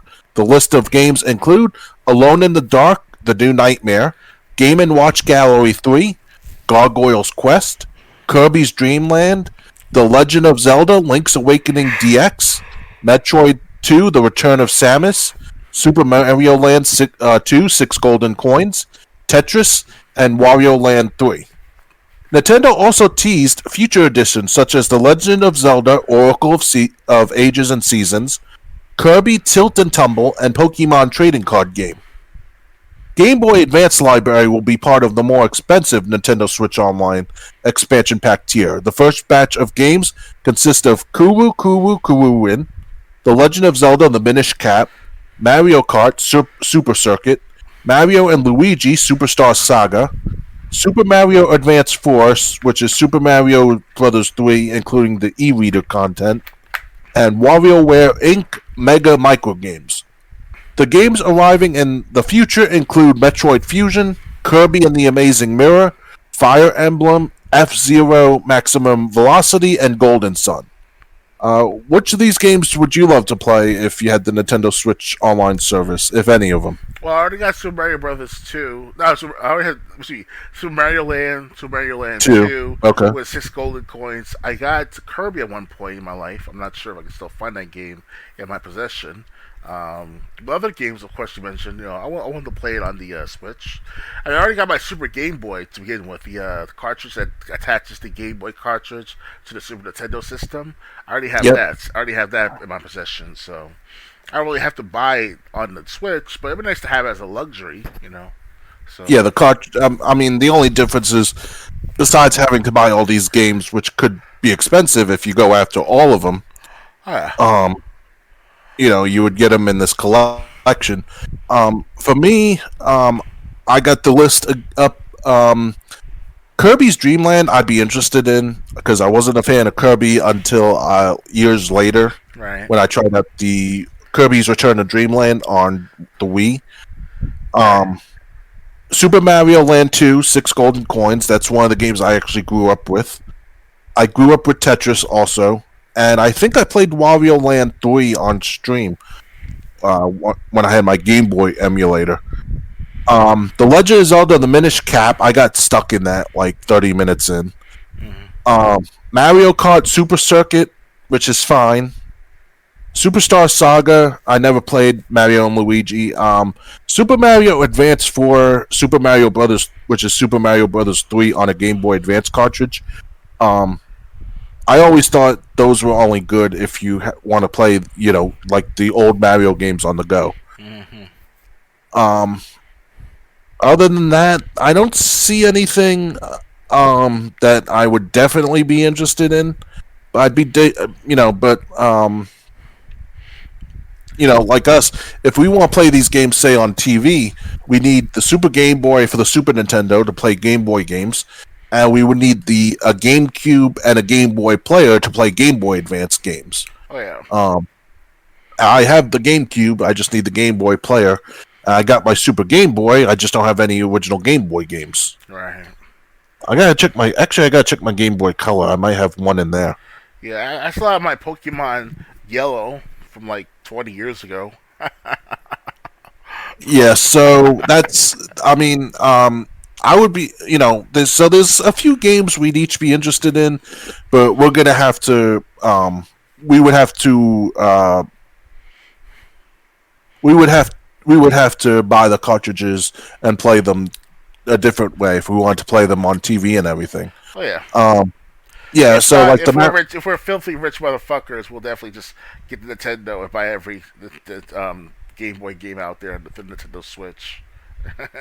Yeah, unless on the Wii, I know the Wii and Wii U online shops are shut down. Mm-hmm. But like, could you imagine someone like when the Wii or Wii U online shop was up, someone just went crazy and purchased every like game from the virtual console? Oh yeah. I like to buy that one the Wii or Wii U of that person. Problem is, it's probably like $1,000 because of all the games included. Yeah, and make sure they're not corrupted as well too. The files in that system. Yeah. So I mean, but if you have a Switch and you like any of the games we mentioned for Game Boy or Game Boy Advance, they're available to play right now. Mm-hmm. Ready to move on? Yeah, ready. All right. Next, all the Xbox Game Pass titles leaving February 15th. Nothing lasts forever. Microsoft has confirmed the first wave of games leaving Xbox Game Pass in February, and there are 6 games departing the service on February 15th. One of the titles slated for removal is Crossfire X, a hyped Xbox console exclusive that is shutting down for good in May of 2023. Other titles leaving Game Pass on February 15th include the strategy game Besiege, as well as Infernax, Recompile, Skull the Hero Slayer, and The Last Kids on Earth. As usual, Game Pass subscribers can save 20% on all Game Pass titles, so that's a silver lining, at least for people who want to keep playing. As for games coming to Game Pass in the first half of February, the biggest is Madden 23, which arrives on the February 9th, which was 2 nights ago. That's just ahead of the Super Bowl weekend. Other games coming to Game Pass in the first half of February include Mountain Blade 2, Bannerlord, City Skyline, and Shadow Warrior 3 Definitive Edition. I'll just go over the games leaving again. Besiege, leaving all 3 services. Crossfire X, leaving console on the cloud. The rest are leaving all 3 services. Infernax, Recompile, Skull the Hero Slayer, and The Last Kids on Earth. Are you going to miss any of these games? Not necessarily, no. I mean, although I do want to play Crossfire X one more time to see how much they improved the game. And when I first played it back 2 or 3 years ago, it was like so mundane and boring, like that of Valorant. Because Valorant is like the cop out, boring version of Overwatch. If you think about it, so okay. Yeah, it's not bad that Valorant game. In my perspective, that is. Okay. The only game I played was Infernax, but that is one. It's a retro style game, but it's one tough game. Right. So that's just looking for an article. So that's the only game I played. I have Skull the Hero Slayer. I never actually played it. I don't really care to, and the rest of the games I really don't have any interest in. You know what's so crazy about Valorant the game? They asked like $95 for a dragon skin set. Like, what's wrong with them? $95 for a dragon skin set just to play. Wow. And yeah, Angry Joe talked about this months, if not years ago. He was screaming like crazy. He was like, "Are you out of your mind?" I was like, "God damn!" He's pissed off more than me. And I made his facial expression into a meme as well on my personal Facebook profile page. It's somewhere on there. You have to look at it somehow. But anyway, yeah, it's back in 2018, 2019, 2020. Angry Joe's pissed off when they sell that thing for like $100 for a fucking dragon skin. I'm like, what is wrong with these people in fucking development studios? You know? Yeah. Yeah, so if you liked any of these games, they're leaving Wednesday. From when we're recording this, so. And Wolfenstein, well, he had it too. I mean, bring back Wolfenstein into Game Pass if ever, right? If you want to, I mean, I played Wolfenstein, I think the New Order, and I got, I really don't care about Wolfenstein. Right, I understand. Ready to move on? Yeah, I'm ready. All right. Next, UK regulators suggest Microsoft sell off Call of Duty to acquire Activision. The buyout could result in higher prices, fewer choices, or less innovation for UK gamers. The United Kingdom Competition and Markets Authority has released its provisional report on Microsoft's proposed acquisition of Activision Blizzard, and it doesn't read like good news for Microsoft and others who want to see the deal go through. The CMA said it has provisionally concluded that the buyout could result in higher prices, fewer choices, or less innovation for UK gamers. The CMA also outlined potential ways for Microsoft to have the deal approved, and one is divesting of the Call of Duty business. In a press release, the CMA, people getting involved that shouldn't be involved in this, said its investigation found that the deal raises concerns about cloud and console gaming, going on to state that the merger could make Microsoft even stronger in cloud gaming. Well, no shit. I mean, that's why you buy game studios to begin with. This, in turn, could stifle competition and harm UK gamers unable to afford expensive consoles. Okay. I'll leave my opinions for the end. Of course. The report went on to provisionally state that the deal in its current form could also harm UK gamers by weakening the important rivalry between Xbox and PlayStation gaming consoles. The provisional report is based on what the CMA called a wide-ranging investigation that took place over the past 5 months. Business leaders at Microsoft and Xbox spoke with the CMA, and the group analyzed more than 3 million internal documents from both Microsoft and Activision Blizzard to understand their views on the market. The CMA also said it commissioned an independent survey of UK gamers and spoke with other publishers and cloud gaming service providers as part of making its decision. The report went on to state that the CMA has seen evidence that indicates Microsoft would find it commercially beneficial to make Activision games exclusive to its own cloud gaming service. This could alter the future of gaming, potentially harming UK gamers, particularly those who cannot afford to or do not want to buy an expensive gaming console or gaming PC, the CMA said. On the console side, the CMA said Call of Duty plays an important role in the rivalry between Xbox and PlayStation consoles. The CMA and Microsoft would find it commercially beneficial to make Activision's games, including Call of Duty, exclusive to Xbox or only available on PlayStation under materially worse conditions. Microsoft seemingly does not agree, as the company has said making Call of Duty exclusive to Xbox would be a disastrous business decision for Microsoft. Not only that, but Microsoft has pledged to keep releasing new Call of Duty games on PlayStation for the next 10 years and also bring the series to Nintendo platforms. Microsoft Gaming CEO Phil Spencer has also said Microsoft should be able to purchase Activision Blizzard, would release the same version of Call of Duty across platforms. The CMA's report went on to say that Microsoft has a history of buying studios and making their games exclusive to Microsoft platforms, because Sony's never done that. Indeed, after Microsoft bought ZeniMax, it plans to have Starfield and Redfall be exclusive to Xbox on console and also released on PC. The CMA provisionally found that weakening competition by restricting the access that other platforms have to Activision's games could substantially reduce the competition between Xbox and PlayStation in the UK, in turn harming UK gamers, it said. Xbox and PlayStation compete closely with each other at present, and access to the most important content like Call of Duty is an important part of their competition. Reducing this competition between Microsoft and Sony could result in all gamers seeing higher prices, reduced range, lower quality, and worse service in gaming consoles over time. The CMA is not closing the book on the proposed merger just yet, though. The government group provided a list of remedies that Microsoft could take to help get the deal approved.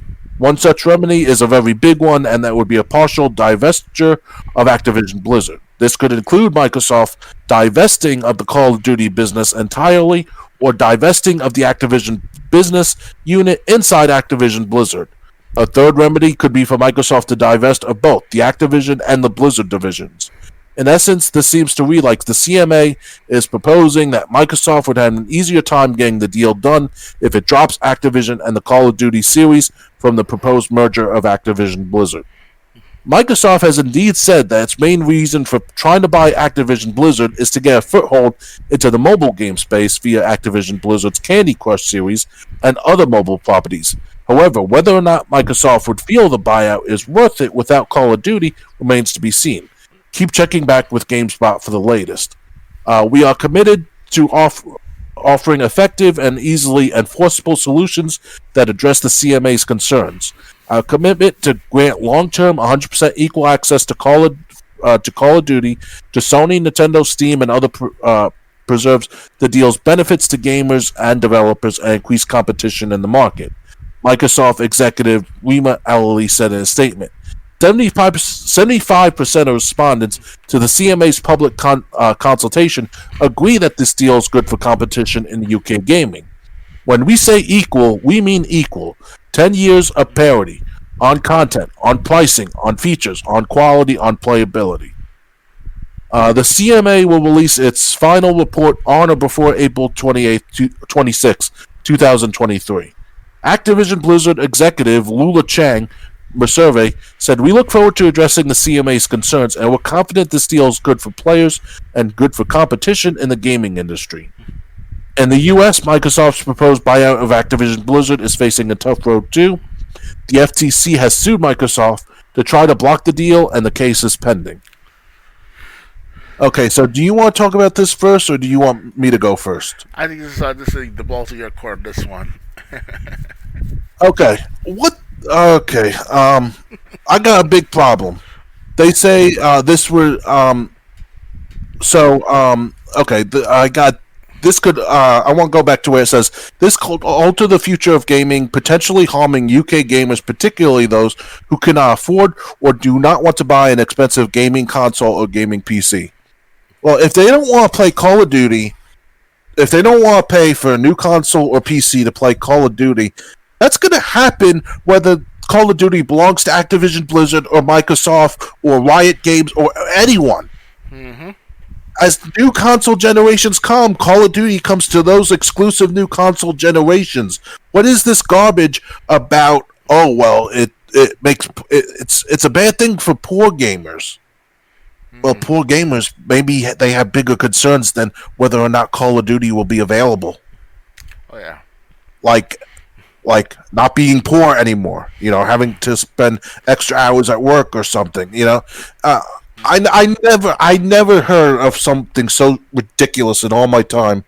Well, I shouldn't say that. But I've never, like, when it comes to gaming, I never heard something this ridiculous where it's like, well, this is bad for poor gamers, so we might have to put the kibosh on this. Mm-hmm. Yeah, you know what's also bad for poor gamers? Having to spend $400 or $500 every console generation just for one console. Where's your problem on that, CMA? And then saying, oh, well, this would weaken the rivalry between Sony and Microsoft. Okay, so is the CMA getting money based on the war between Sony and Microsoft? I mean, who cares if this stifles the competition between them? Especially with Microsoft saying we want to release the game on all consoles. Bring it back to Nintendo and bring it to Steam as well. And the CMA just seems to completely ignore that. Now, who's CMA again? I'm sorry, Triple J. It's. Let me pull it. Let me pull it back up. I have OBS up. It's the UK regulator. Oh, okay. The United Kingdom's Competition and Markets Authority. Oh, to the ESRB. No. It's the Competition and Markets Authority for UK. Basically, it's to make sure transactions are fair. I guess when a business buys another one, I don't know. It has nothing to do with ESRB ratings. Okay. But the thing is, I mean, what does this group get a cut as long as Sony and Microsoft are in direct conflict with one another? Seems like it. Yeah, thank you. And they even brought up the poll. They keep saying, "Oh, this could be bad for UK gamers that don't have access or don't have money." Meanwhile, 3/4 of the UK population that was polled said this acquisition was a good move, right, and that they support it. Mm-hmm. Seems like the only one that has a problem with it is this Competition and Markets Authority. Right. So yeah, maybe the Competition and Markets Authority should be investigated. Um, because I think the way it sounds, they're the only ones who have a problem with it. It's not you. It's not gamers in the UK, especially with 3/4 of UK gamers saying they support the acquisition happening. Oh yeah. Um, but saying this would um, its current form could also by weak by weakening the important rivalry between Xbox and PlayStation gaming consoles. Weaken the rivalry would be a good thing because that means these prices would be lower because it'd be on multiple consoles. So people, as long as they had one of the more recent consoles, whether it be Microsoft or Sony, they could still get Call of Duty. Oh yeah. So what do you think about this? Well, if they're trying to make sure that everything's fair and all, I mean, I can understand that point of view, but like Microsoft said, they're willing to put it on other platforms for up to 10 years, or whatever the case may be, especially with Sony PlayStation. So I don't see the big fuss of it all. Now, of course, it has to be in a contract to write in, of course, not to say it out loud publicly, but whatever, however they try to make the agreement, it is what it is after that. So. Yeah, Personally, myself, I'm not a big Call of Duty fan, but I do play Call of Duty from time to time. I do. I have my latest copy of Modern Warfare 2022, and I wish they'll have proper cross platforming as always. Always has been since what 3 4 years now since Modern Warfare 2019. So hey, more power to these consoles and PC is a different market itself, obviously, because it's most cheated and hacking by the nth degree in a sense. So it's got to regulate that stuff too. So yeah, it's all about just proper channels, proper timing, and proper agreements. That's all it is. yeah, but it just seems like the CMA has like a What I don't like the most is it seems like the CMA has a personal stake in this, and they're not looking at it from an objective point of view.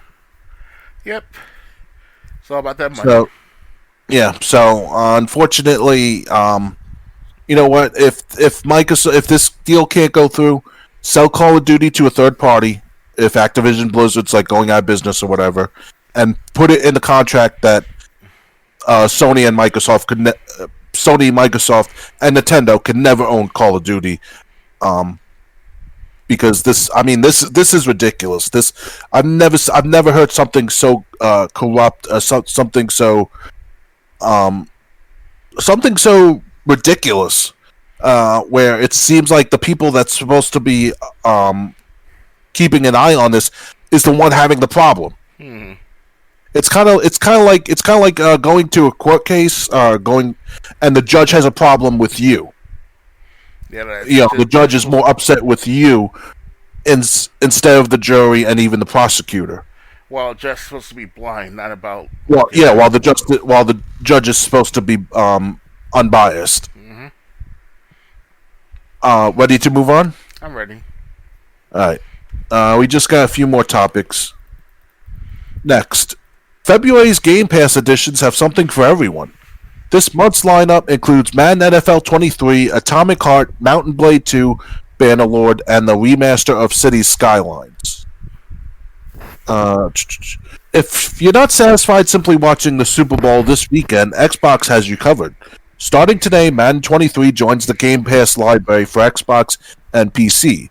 Other titles, including Cities Skylines Remastered, Mountain Blade 2, Bannerlord, and Atomic Heart, will also come to Game Pass this month. Is Madden NFL 23 worth playing? From what I saw of initial reviews, no. Typically, if you played any Madden game within the past several years, you played them all. But players have been calling this year's edition the worst one in recent history. Players reported that the game would crash frequently and that the menus lag severely. Get ready to play some virtual football, so long as you don't mind the possibility of losing your save file. At least this football sim is a decent Super Bowl predictor, right? Nope, not even close. On second thought, maybe you don't cancel your Super Bowl plans with your family and friends. What else is coming to Game Pass this month? After the big game is over, you'll be able to try less sporty titles on Microsoft's subscription service.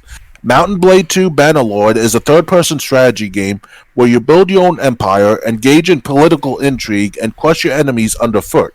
It's definitely a power fantasy where you're shaping the world to your will, but the difficulty keeps players grinding for hours. Come play, my lord. Um, Hmm. this must have what okay. You've had 8 years to buy City Skylines, but Game Pass subscribers who missed the initial hype train will be able to play the remaster soon. This simulation allows you to construct enormous cities in impressive detail. The traffic system is apparently jank, but that really just makes Skylines true to real life. Atomic Heart is a day one unlock for Game Pass subscribers. It's a role playing game that looks like a Russian take on Fallout, and it's coming out on the 21st. That sounds interesting. You'll be able to use different fighting styles to take down robotic creatures that have turned on humanity on xCloud, Xbox, and PC. So, we went over the games that are leaving Game Pass. We went over the ones that are coming. Are you looking forward to any of the games coming or leaving Game Pass? Well, Madden 20 was it Madden 23? That considered to be the worst Madden game of all time. What I hear, and Yep. I'm not playing that Madden. Yes, it features John Madden himself since he died last year. Sometime last year, rest in peace. And they fucked up his reputation. Oh, even after death, it's just it's pathetic. Angry Joe been talking about this for months, if not years on end, about Madden not being creative, not being as expansive, as well as not being consistent. And it's like you're Yeah. trying to do like swap in, switch maroons, like replace ad, and like no one's gonna figure this stuff out. Where if you talk to any gamer over 25, they'd be like, yeah, this is getting ridiculous. Then anyone who was under 25 is kind of like at a loss because they just new at the game. They're like, oh, it's new, it's cool, and it's like, yeah, but the average 25 plus gamer, it's like, what the hell? Like this is just the same shit, different day. And it's getting worse too at this rate. Yeah. Man, yeah, so I mean, I'm surprised that Madden is still make being made, especially after Madden 23. It's like you thought you couldn't get any worse after Madden 22, but Madden 23 found a way to be worse. Mm-hmm. Um, so yeah, I'm not really excited about Madden 23. I'll probably still be sticking to Madden 22. Um, Right. Especially with, I mean, I don't even know if they have like all the glitches and problems fixed. It just seems like the people behind Madden threw up their hands and said, "We're done. We can't fix, these new issues. We can't fix." With Mm-hmm. people having franchises either progress say deleted or having their entire franchise deleted. Oh yeah. Um, I don't want to go through. I don't want to play that. So I don't know why they're adding Madden 23 when we know about all the problems that Madden 23 has had. Um, the other games, that Russian take on Fallout seems um, seems interesting, but everything is kind of just everything leaving and coming to Game Pass currently is kind of like meh. Yeah, there's nothing that stands out. Um, There's no title that stands out at least in this first half of the month. Uh, that I care about one way or the other. Right. Do you feel the same way? Well, I mean, whatever the games are coming out for Game Pass for this month, it's whatever. It's Valentine's Day this month, so it's kind of like nothing, you know, related to that stance or related to that matter. Like games like what's it called, Catherine. Like if they add Catherine to the Game Pass, that'd be a great addition to the Game Pass. So I don't have to worry about popping my disc every time. You know. Yeah, actually, that's I was gonna say what games revolve around Valentine's Day. It doesn't have to revolve around Valentine's Day specifically, but like Catherine would be a good choice. Yeah, that's one thing I think because like Valentine's Day related like theme like releases for the Game Pass. With some kind of love theme. Yeah, because like it's a mind fucking and a heart fucking, and Catherine, Yeah, especially the heart fuck around, I yeah. know that feeling. So yeah, that I'm surprised they didn't add that to Game Pass. That would be um. So yeah, but I like I said, I'm uh, as far as the games that are leaving and coming, it's all meh. Yeah, Just maybe it sounds interesting. City Skyline, really don't care about it. I think it's on Game Pass already. I think um. So I mean that's coming, but nothing for me. Nothing I get really interested over. yeah, Are you ready to move on? yep. Okay. Next, just a couple more. Uh, just a couple more stories. Sony accuses Microsoft of harassment in court battle. PlayStation says requests for certain documentation go so far that's obvious harassment. Um, the struggles to get Microsoft proposed $69 billion purchase of Activision Blizzard over the line are just playing out at government watchdogs said and in the public eye, but in courtrooms as well. And in any one of those battlegrounds, Microsoft is making demands of its rival Sony that the latter say constitute obvious harassment. Uh, Via Axios newsletter, a scenes of court documents have been filed over the last couple of weeks detailing some of the legal skirmishes currently playing out between Microsoft, who want to complete the blockbuster deal, and Sony, who are one of a number of companies and organizations who absolutely do not want this to happen. I think you can add the CMA to as another company that does not want this to happen. These particular filings are about Sony's attempts to fight the proposed sale, and that is part of their defense.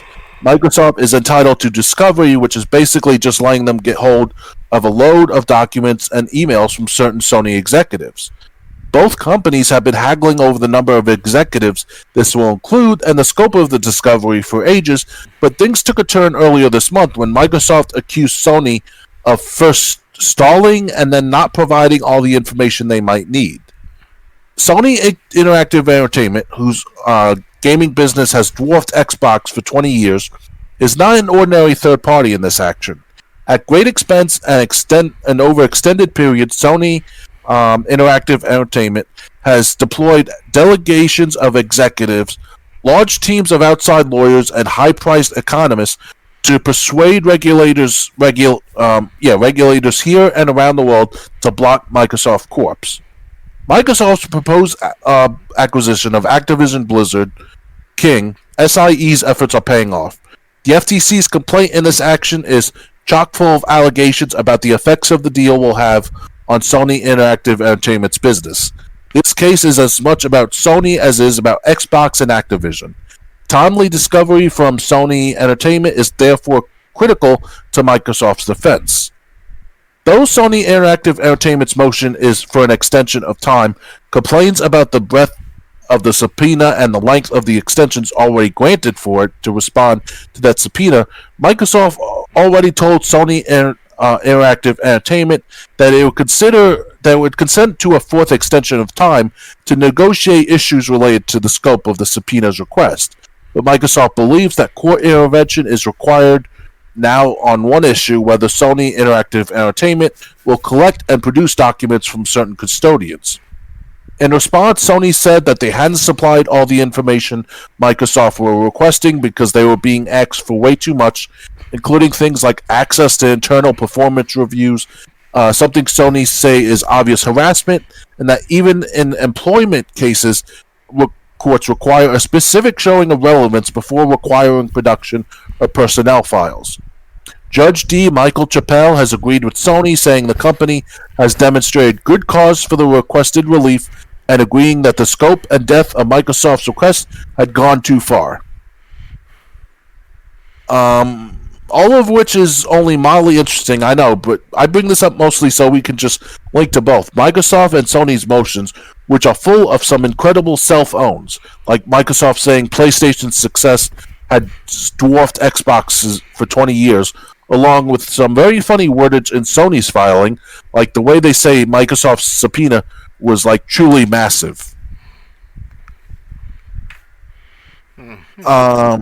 So what do you have anything to say about Sony saying Microsoft was asking for too much and apparently a judge agreeing with that? Yeah, Sony they try to make sure that they're not taking out of competition anytime soon. And the one way to do this is to make themselves more relevant in the acquisition by saying that they're being harassed or they're not being listened to by the gaming industry as a whole. And yeah, Sony PlayStation or Sony themselves have problems trying to make a very good innovative product for the last at least 10 years now, and they're in the red. From what I hear, and I guess Sony's trying to make themselves, like I said, more relevant than ever. And this is one way to do it by saying that Microsoft is the big bully of the court. Yeah. So again, this article really said Sony and Microsoft have both been doing boneheaded things. Yeah. I just think there's really this is ridiculous because when the other studios were purchased by Microsoft or Sony, it wasn't a problem, Yeah. and it's ridiculous that this one is a problem because Microsoft has said time and time again of certain things, and yet other detractors of the deal, like the CMA in the UK, and Sony, keep bringing up old issues that have nothing to do with Microsoft's plans. I agree with Dr. Games 101. Get it in writing that Call of Duty will stay on both Sony and Microsoft consoles for the next 10 years, as long as there's a PlayStation console to release it to. Oh, yeah. But and just get this deal done. But no, people who have absolutely no reason to be involved in this are getting involved in this, dragging it out for months on end, and I just think it's ridiculous. Pathetic, more like it. Yeah. Ready for the. Don't get me wrong. Sony has a very well mentioned, very popular brand as a whole to most of us Gen Y users, from the CD Walkman to the stereo systems, you name it. But then for the last 10 years, like I said, it's been irrelevant as far as like with most of their products. The only is keeping them afloat is the PlayStation product, and that's about it. So, yeah. Yeah. So, but I mean, the bullshit that we were getting from the CMA in the UK. That was. That I could smell that stench all the way from the UK. Oh, yeah. The garbage they were regurgitating. Ready to move on to the final topic? Yeah, why not? Okay. This. Just okay. Alan Wake 2 is playable start to finish. Remedy confirms. The studio also announced that Alan Wake Remastered has yet to recoup its development and marketing expenses. Finnish developer Remedy has confirmed that Alan Wake 2 is now in full production and is already playable from start to finish. As part of Remedy's latest earnings briefing, the company said the game will soon have all content in place and is playable from start to finish. The next phase of development will be able to get the game polished up and ready for launch, Remedy said. Alan Wake is a unique brand that holds high value for the company today, the company said. Alan Wake 2 is funded and published by Epic Games, which also funded Alan Wake Remastered. Remedy disclosed that Alan Wake Remastered has not yet turned a profit, so Remedy has received no royalties on it. Epic Games Publishing has yet to recoup its development and marketing expense for the game, Remedy said. However, Remedy said it expects sales of Alan Wake Remastered to increase when Alan Wake 2 release in 2023 approaches. The thinking is that newcomers and returning fans might pick up Alan Wake Remastered ahead of the sequel's release. In addition to Alan Wake 2, Remedy is developing a free-to-play co-op game, co-op published by Tencent under the codename Vanguard. This title remains in the proof-of-concept stage of development, Remedy said. The studio is also making a Control spin-off codenamed Condor and a bigger Control game codenamed Heron. Condor remains in the proof-of-concept phase of development, and Heron is in the concept stage and its prototyping continues. Additionally, Remedy is working with Rockstar Games on remakes of Max Payne and Max Payne 2, the fall of Max Payne. Max Payne clearly has a special place in the hearts of not only Remedians, but gamers across the globe. We are very excited to bring the remade game for old and new fans alike, Remedy said. So, are you excited? Are you looking forward to Alan Wake 2? I never beat the first Alan Wake game yet, and it was part of my package that I bought with Quantum Break for $8 on Amazon. Because when you buy the Quantum Break copy on the hits version of Quantum Break, you get a free Alan Wake DLC copy, and or whatever's called the Alan Wake code copy, whatever we want to call it. And since then, since 3-4 years now, I have the Alan Wake, so I haven't got a chance to play after the first hour or two. I will admit that. Yeah, you played it once, I think. I did play. Last time I did play was about almost a year ago, and I was up to the part where I get to see the guy at the gas station or meet up someone at the gas station, and that was it really. And since then, it was just flashbacks of Alan himself going back and forth with the lake and all. So, other than that, that's all I can remember. Yeah, so okay, I played Alan Wake. I beat it. I played Alan Wake's American Nightmare. I played I that beat too. that. So yeah, I'm excited for Alan Wake 2. I'm also excited for the remakes of Max. Even though I still have the original games, Max Payne and Max Payne 2 remakes do excite me. Even though I have the games in my room, Yeah. the original games. Yep. So yeah, I'm happy to hear that Alan Wake 2 is almost done. It's now just polishing and making the game look presentable, but in a playable state, it's already done. So it's a shame that Alan Wake Remastered didn't make enough money. But unfortunately, that's been really the story for Alan Wake. I mean, the Alan Wake, the original, came out at the same time as Red Dead Redemption. Oh yeah. Alan Wake was kind of a casualty of Red Dead Redemption. It's surprising Alan Wake still did as well as it did, since then. It's still relevant to some gamers as well, and word of mouth helped them out and maintain Alan Wake to still be relevant even today in 2023. So more power to Xbox for releasing it back how many years ago, of Right. the first Alan Wake. So Yeah. because the reason why I play American Nightmare because I heard of Alan Wake as late as 2010 during one of those This Week of Xbox editions on the Xbox 360.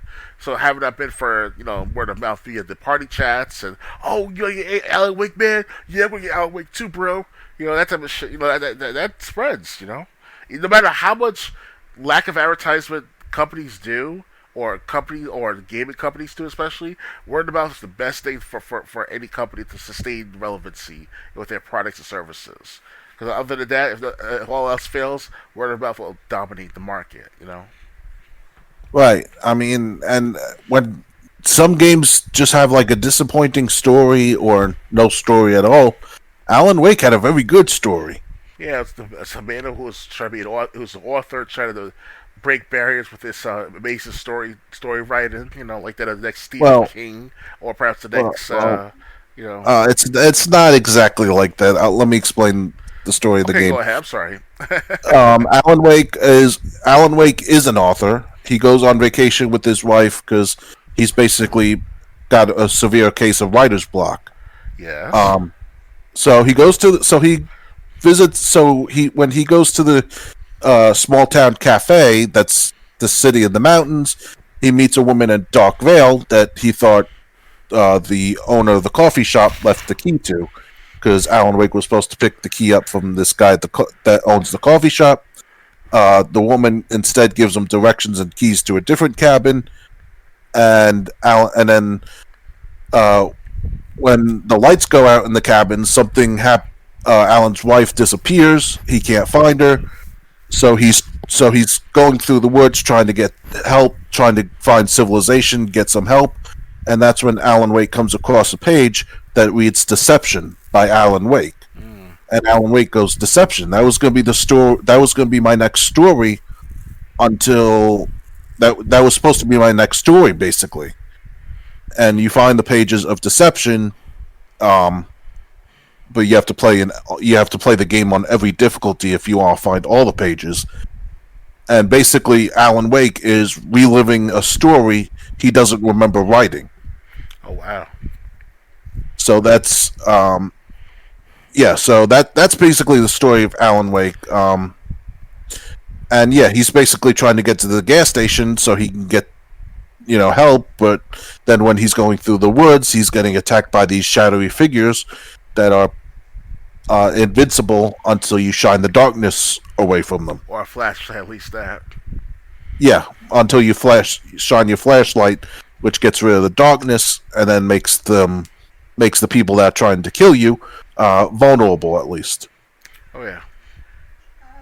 Yeah, so that's Sorry about that, guys. Huh? Go ahead. Sorry about that. Go ahead, guys. Sorry. Yeah, so that's basically the story of Alan Wake. I don't want to go too far into it since you didn't even get to the gas station yet. It's okay. I'm sure there's other listeners out there who want to play the game too to see how good it is. Because Alan Wake can be like the next Stephen King, if you think about it. Well, I mean, and then later, like Alan's agent Barry shows up. The only really bad part was I never finished the DLC for it.